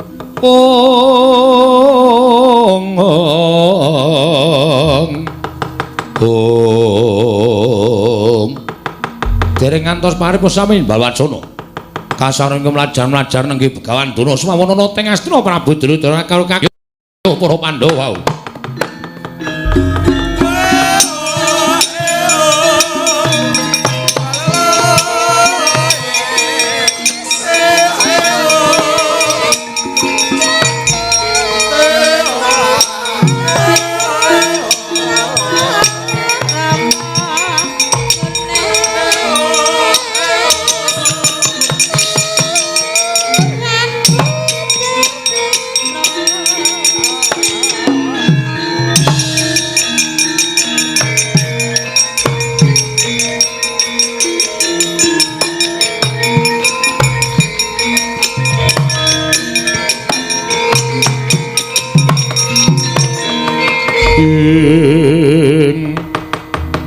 Pandhita kang kinarya wangsit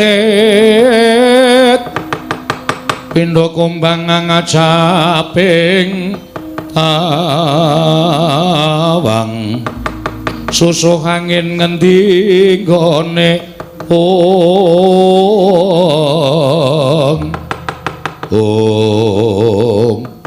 Bapa Penemban Durna kula ngaturaken bekti kula kunjuk. Kula tampi, Ger, kula tampi. Koko Prabu kula ngaturaken pangabekti kula kunjuk. Tatompo Yayi Prabu.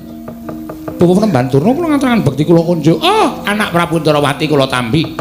Yayi katuran Karaharjan. Koko Prabu Ndarawati wilujeng. Wah, Durna bapakku aku ngaturake bektiku. Werkudara tak tampa. Bapa Penemban kula ngaturaken bekti kula kunjuk. Ya, Janaka tak tampa. Wonten menapa Bapa Penemban tumeka sumengko anggen paduka rawuh wonten ing negari Ngamarta? Badhe wonten pangandika menapa kula nedhi nampi dhateng pangandika paduka Bapa Penemban Durna? Ngaten nggih, Ger. Mboten kanthi kanyono-nyono bilih samangke. Ing Ngaraka ing Ngastina menika dipun wirang-wirangaken dhateng putra panjenengan piyambak inggih menika Wisanggeni. Janaka kula wonten maring adhawuh. Cetha kowe wong tuwa ing ora bisa ngandhani karo anak. Cetha kowe wong tuwa ing ora bisa mulang-muruk karo atmajamu dhewe. Wisanggeni dina samengko dadi kraman ana negara Ngastina. Nganti Ngastina bedah. Anak Prabu Duryudana kapracondhang kendhang keplayu saka negara Ngastina. Klebu aku gak playu saka negara Ngastina. Janaka piye to, Nger? Kowe iki iso mamong anakmu apa ora? Pakartene Wisanggeni ki mengkono mau mirang-mirangke karo wong tuane para Pandhawa. Lah nek nganti iki mau aku negeli karo Wisanggeni, Wisanggeni tak gawe sirna utawa tak gawe cacat. Apa ora jeneng Begawan Durna kuwi dianggep wong tuwa sing ora tresna karo putune? Wong bejo wae aku lho kok eling Purwoduksina, Janaka. Perkara iki tak pasrahke karo kowe mergo kowe sing kudu iso ngandhani karo anakmu, Janaka.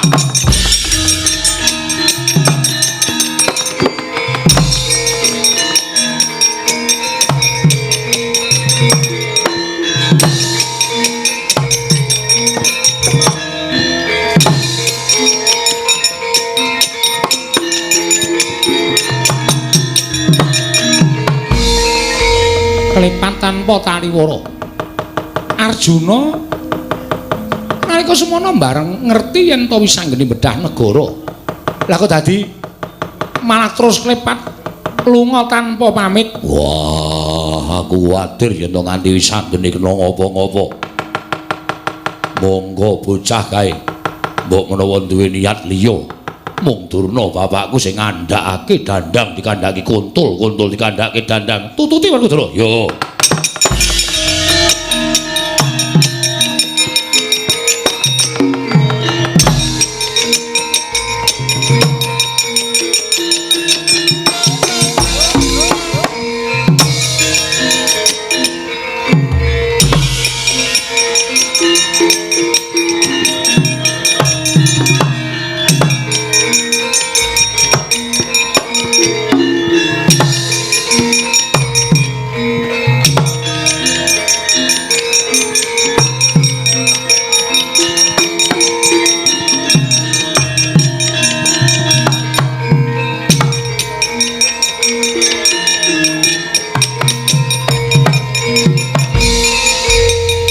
Semar kula njawil kali ngabdi tanpa nganggo taliwara. Gragap kula terus nututi sampeyan ajeng tindak pundi kok sumengko, Ndara? Ndara ajeng tindak pundi kok kesusu? Ndara ajeng teng pundi kok tindake kok bantre ra jamak-jamak? Kakang Semar kula ora nyono babar pisan yen to Janaka diwirang-wirangke karo anakmu dhewe. Sinten? Diwirang-wirangke karo Wisanggeni. Koko Prabu Duryudana rawuh kelawan Bapa Durna ing negara Ngamarta ngandhakake Wisanggeni bedah negara Ngastina. Monggo Bapa Durna paring dawuh. Janaka yen to aku tegel karo Wisanggeni mesti wis tak pateni. Nanging kaya ngapa suraking wong kang ora seneng karo Begawan Durna ing atase Pendhita Mentala karo putune dhewe. Janaka anakmu elekno, aja nganti aku mentala karo anakmu. Apa kaya ngono kuwi Wisanggeni ora mirang-mirangke karo wong tuwa, Kakang Semar. Sik to. To sik. Mboten kesusu to Den dipenggalih. Nuwun sewu lho Den. Mboten kula menika banding-banding kali putra-putra panjenengan. Pepethinganing putra Madukara menika ming loro. Siji Ndara Abimanyu, loro Ndara Wisanggeni niku pepethinganing putra. Nek liyane niku ming satriya-satriya lumrah ngoten mawon. Iya. Ndara Wisanggeni duwe niat kados mekaten menika mesti dipetung. Karepe apa, sediane pripun iku wis dipetung. Mboten kok grusah-grusu sapenake dhewe. Nek sampeyan mangko ndahar pangandikane Begawan Durna sing janjane mbok menawa ming ajeng adul-adul karo sampeyan. Sampeyan mentolo karo Ndara Wisanggeni terus Ndara Wisanggeni mangcempalani cilik loro gedene ana apa-apa sapa sing kelangan. Niku anake sapa? Anakku. Lah gene ngatos-atos deh. Kena percaya karo Begawan Durna niku kena, ning ya aja banget-banget. Wong niku rombongane Kurawa. Kurawa niku ora seneng karo Pandhawa. Mesti gawe masalah karo Pandhawa niku wis isa-isa wae ya, Gong. Mbah. Gong. Hei. Tantil. Aku ora komen pokoke iso iki. Mbok omong apa to apa pamrayogane piye Ndara Janaka iki diaturi. Rak ndak kleru aku. Arjuna, Janaka, kosek Yai.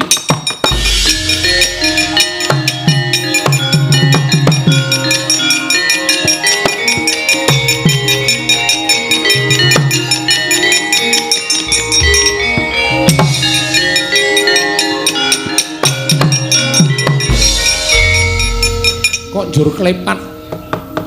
Kok ora bunyi won pangapunten. Tanpa taren karo wong tuwa, ming cukup ndahar apa kadene pendikane Begawan Durna kok njur melayu banter banget. Sirmu piye? Nggih. Estunipun kok ora bunyi won pangapunten. Krana kadereng raos kula, anggenipun gagas dhateng anak kula Wisanggeni anggenipun mulang sarak. Wonten mirang-mirangaken dhateng tiyang sepuh tumuli Wisanggeni badhe kula ajar. Lah ra tenan to.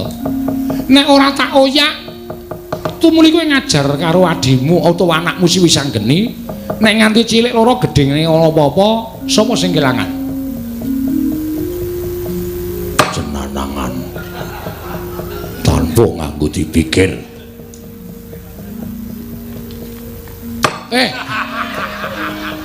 Tantil anu ketonton Ndara Werkudara. Oh, untung ming neng cengel. Pet-petan apa? Ra. Aku pet-petan ki nek ditku entek. Oh, pet-petan kok ditentek ora. Alon-alon nganggo petungan. Ayo neng Ngastina, ning ora usah kesusu to. Ora usah kesusu, mengko ndak kleru dalane malah siade ingkang tuna. Ngestaken dawuh. Ayo tutke. Anggere wani ngajar Wisanggeni tak banting bosok. Ayo ndek kakang kaya ngono iki cilaka to. Tresna ning tresnane ya bener. Kaya aku ki jane karo kowe iki mergo nek sayang-sayang banget iki. Ya sauraran iki kaya aku kaya Ndara Werkudara. Ana gong nembang, tembangmu elek kepruk watu ndasmu. Ora melu gara-gara. Ameng nembange kok bonyok ndase. Ambok nang omah. Ya sirku meng kaya Ndara Werkudara. Ah, Werkudara apa? Sapa iki? Mudar ora kowe krungu. Ngono diembake ora gelem kok nesu-nesu ora. Ayo Janaka, monggo ora buru lho dherekaken.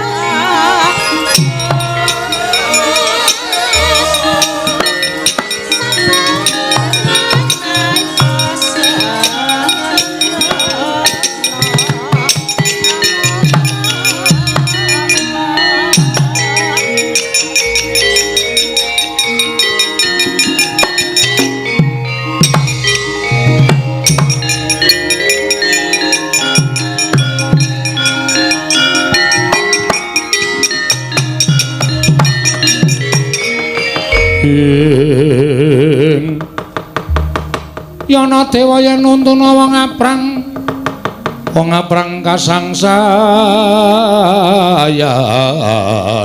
om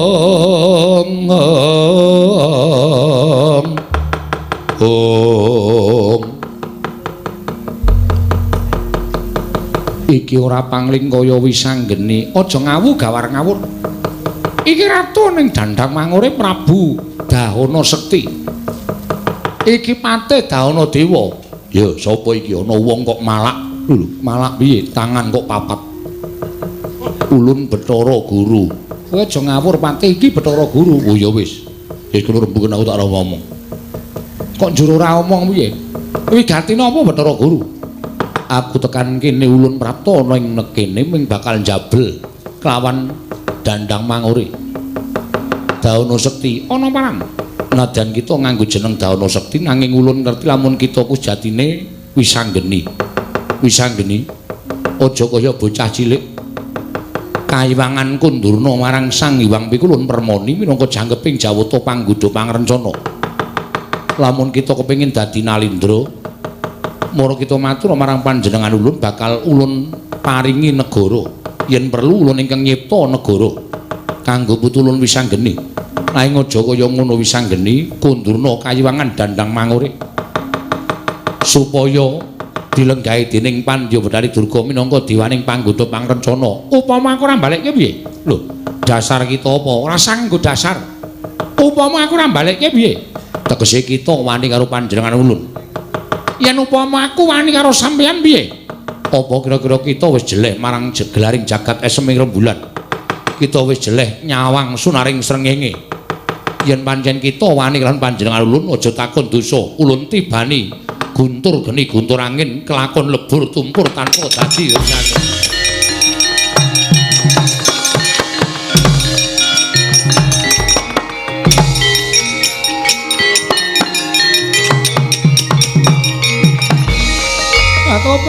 Tobat mboten pukulun.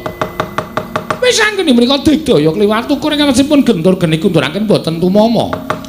Wis anggene elok temen. Teka kita ora temama. Ulun paringi guntur geni guntur angin. Ayo kowe arep ngopo Bathara Guru? Yen pancen kita duwe kadigdayan ayo kembang ora panguwasaning Sang Hyang Jagat Grinata.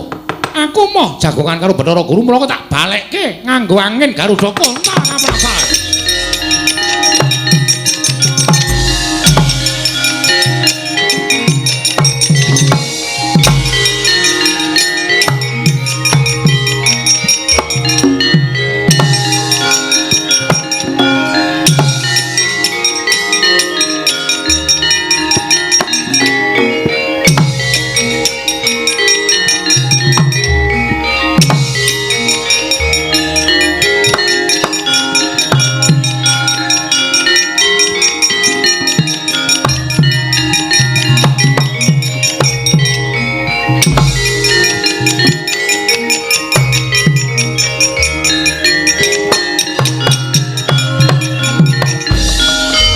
Pukulun Sang Hyang Jagat Kirinata iya Kresna dawah saking Dirgantara Kresna malah kepasang yuk ya katujuh ngene dene kita ana ing ngarep ulun Kresna ulun tulungana menapa Pukulun atmaja kita wisanggeni dina samengko ngejeki Dandang Mangure lho Koko Prabu saya mboten kanten-kantenan lemanipun wisanggeni kosek Janaka aja kesusu ulun jaluk Dandang Mangure saka panguwasaning wisanggeni ora dikeparengake nang ulun di seblak barat Kuntal kaprapal kendang kapracundang lho wisanggeni saged ngawonaken pangaos paduka Pukulun nyatane kaya mengkono Kresna ulun nyuwun sabiyantu para Pandhawa supaya ngelikake marang atmaja kita iki aja nganti nerak marang waring dewa aja nganti nerak marang kodrating jagat Kresna oh nggih ngestaken dawuh Werkudara Janaka ayo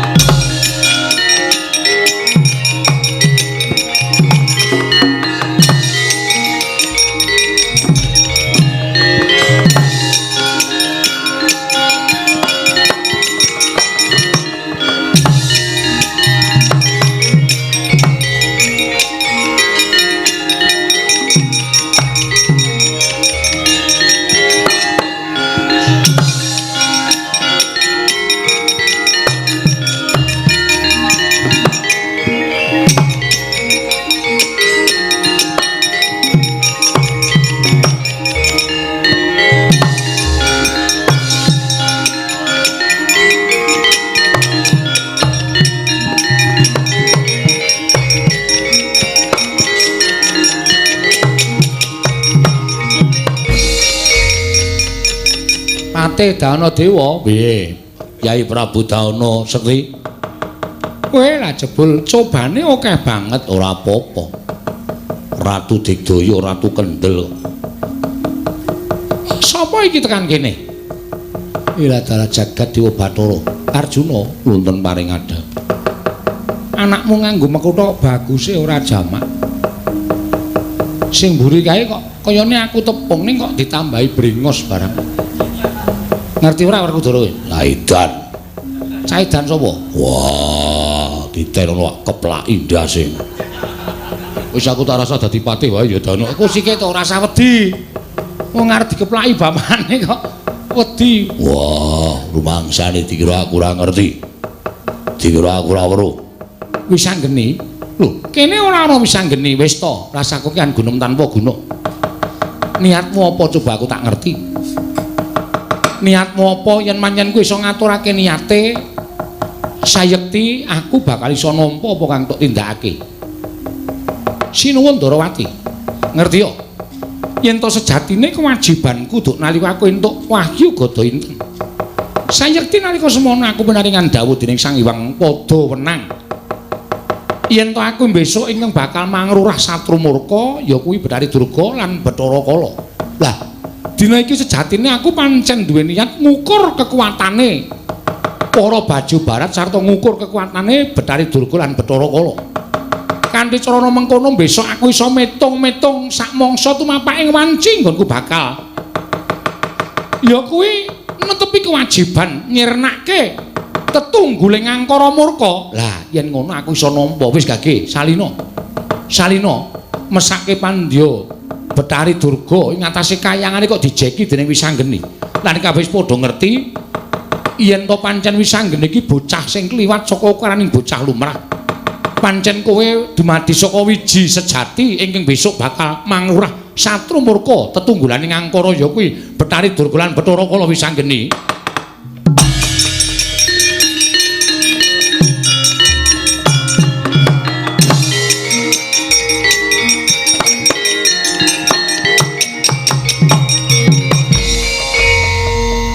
Wah, patihe yen ora gelem salin tak dupakane raine.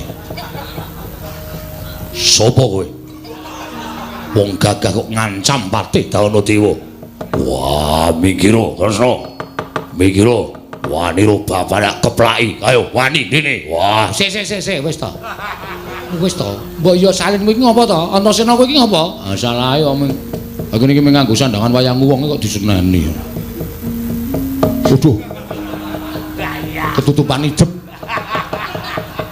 Ijep sik tak nggo ki mrentrel dadi nutupi mripat. Ya, ora tenan to cah edan. Wah, sak penake dhewe. Oh. Gayane dadi patih barang ora. Wis sirke bapakne. Lah iya. Oh, diterus asap mboto raine. Malah mbumboni bapak ora. Wis kondurna ya wis anggeni. Iya wong ngestoke dawuh. Ora bakal aku suwe-suwe wis iso ngrasake nggone dadi ratu. Lah iya kaya ngono. Lah. Lah critane asline niku mboten ngenten iki to. Wis tok meneng to Petruk. Meneng. Mboten ngenten niku wonten brahala loro barang. Tanganku kiwa iki kecethit Petruk tak ajar modar kowe. Oh nggih pun. Nggo nyabetke wayang kuwi lara kok. Lakuke brahala iki tak pedhot tekan semene wae. Oh nggih. Enten sing gawe niku, yes men. Masaku ora kondur ki ya ngopo ngono lho. Misru-misru wong nyambut gawe. Ngono ya wis anggeni. Iya kok, wis kowe bali ning Drepsila geni. Pun gek bali riko ndak ngulkan masalah. Iya Petruk.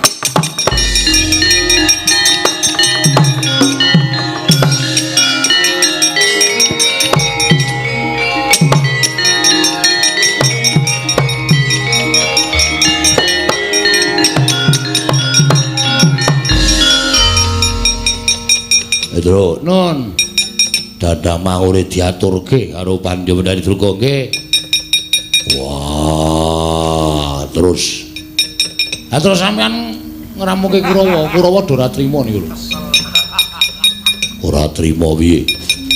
Sinuwun Duryudana nesu digawe wirang karo Ndara Wisanggeni. Bathara Guru mau nendi? Pun bali teng Kahyangan.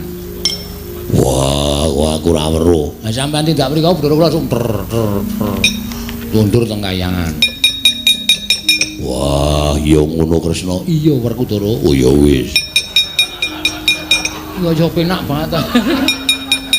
Disingkat-singkat ae. Wah, Kurawa singkir ke Petro nggih.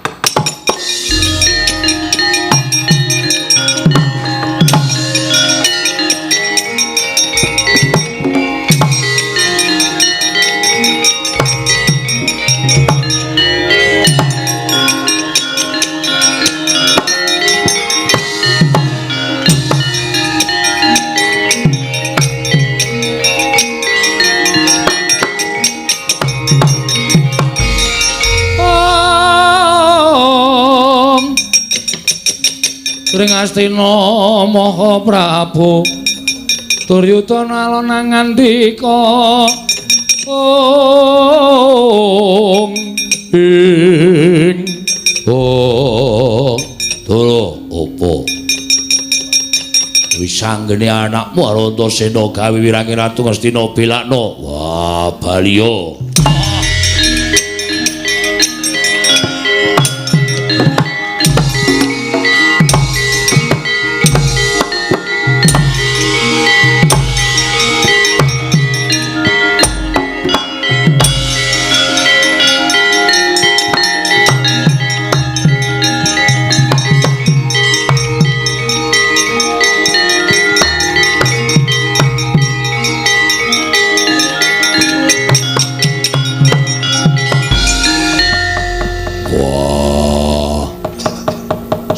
Suwe lakuning Kurawa saya akeh sipat barat tiba papane dhewe-dhewe.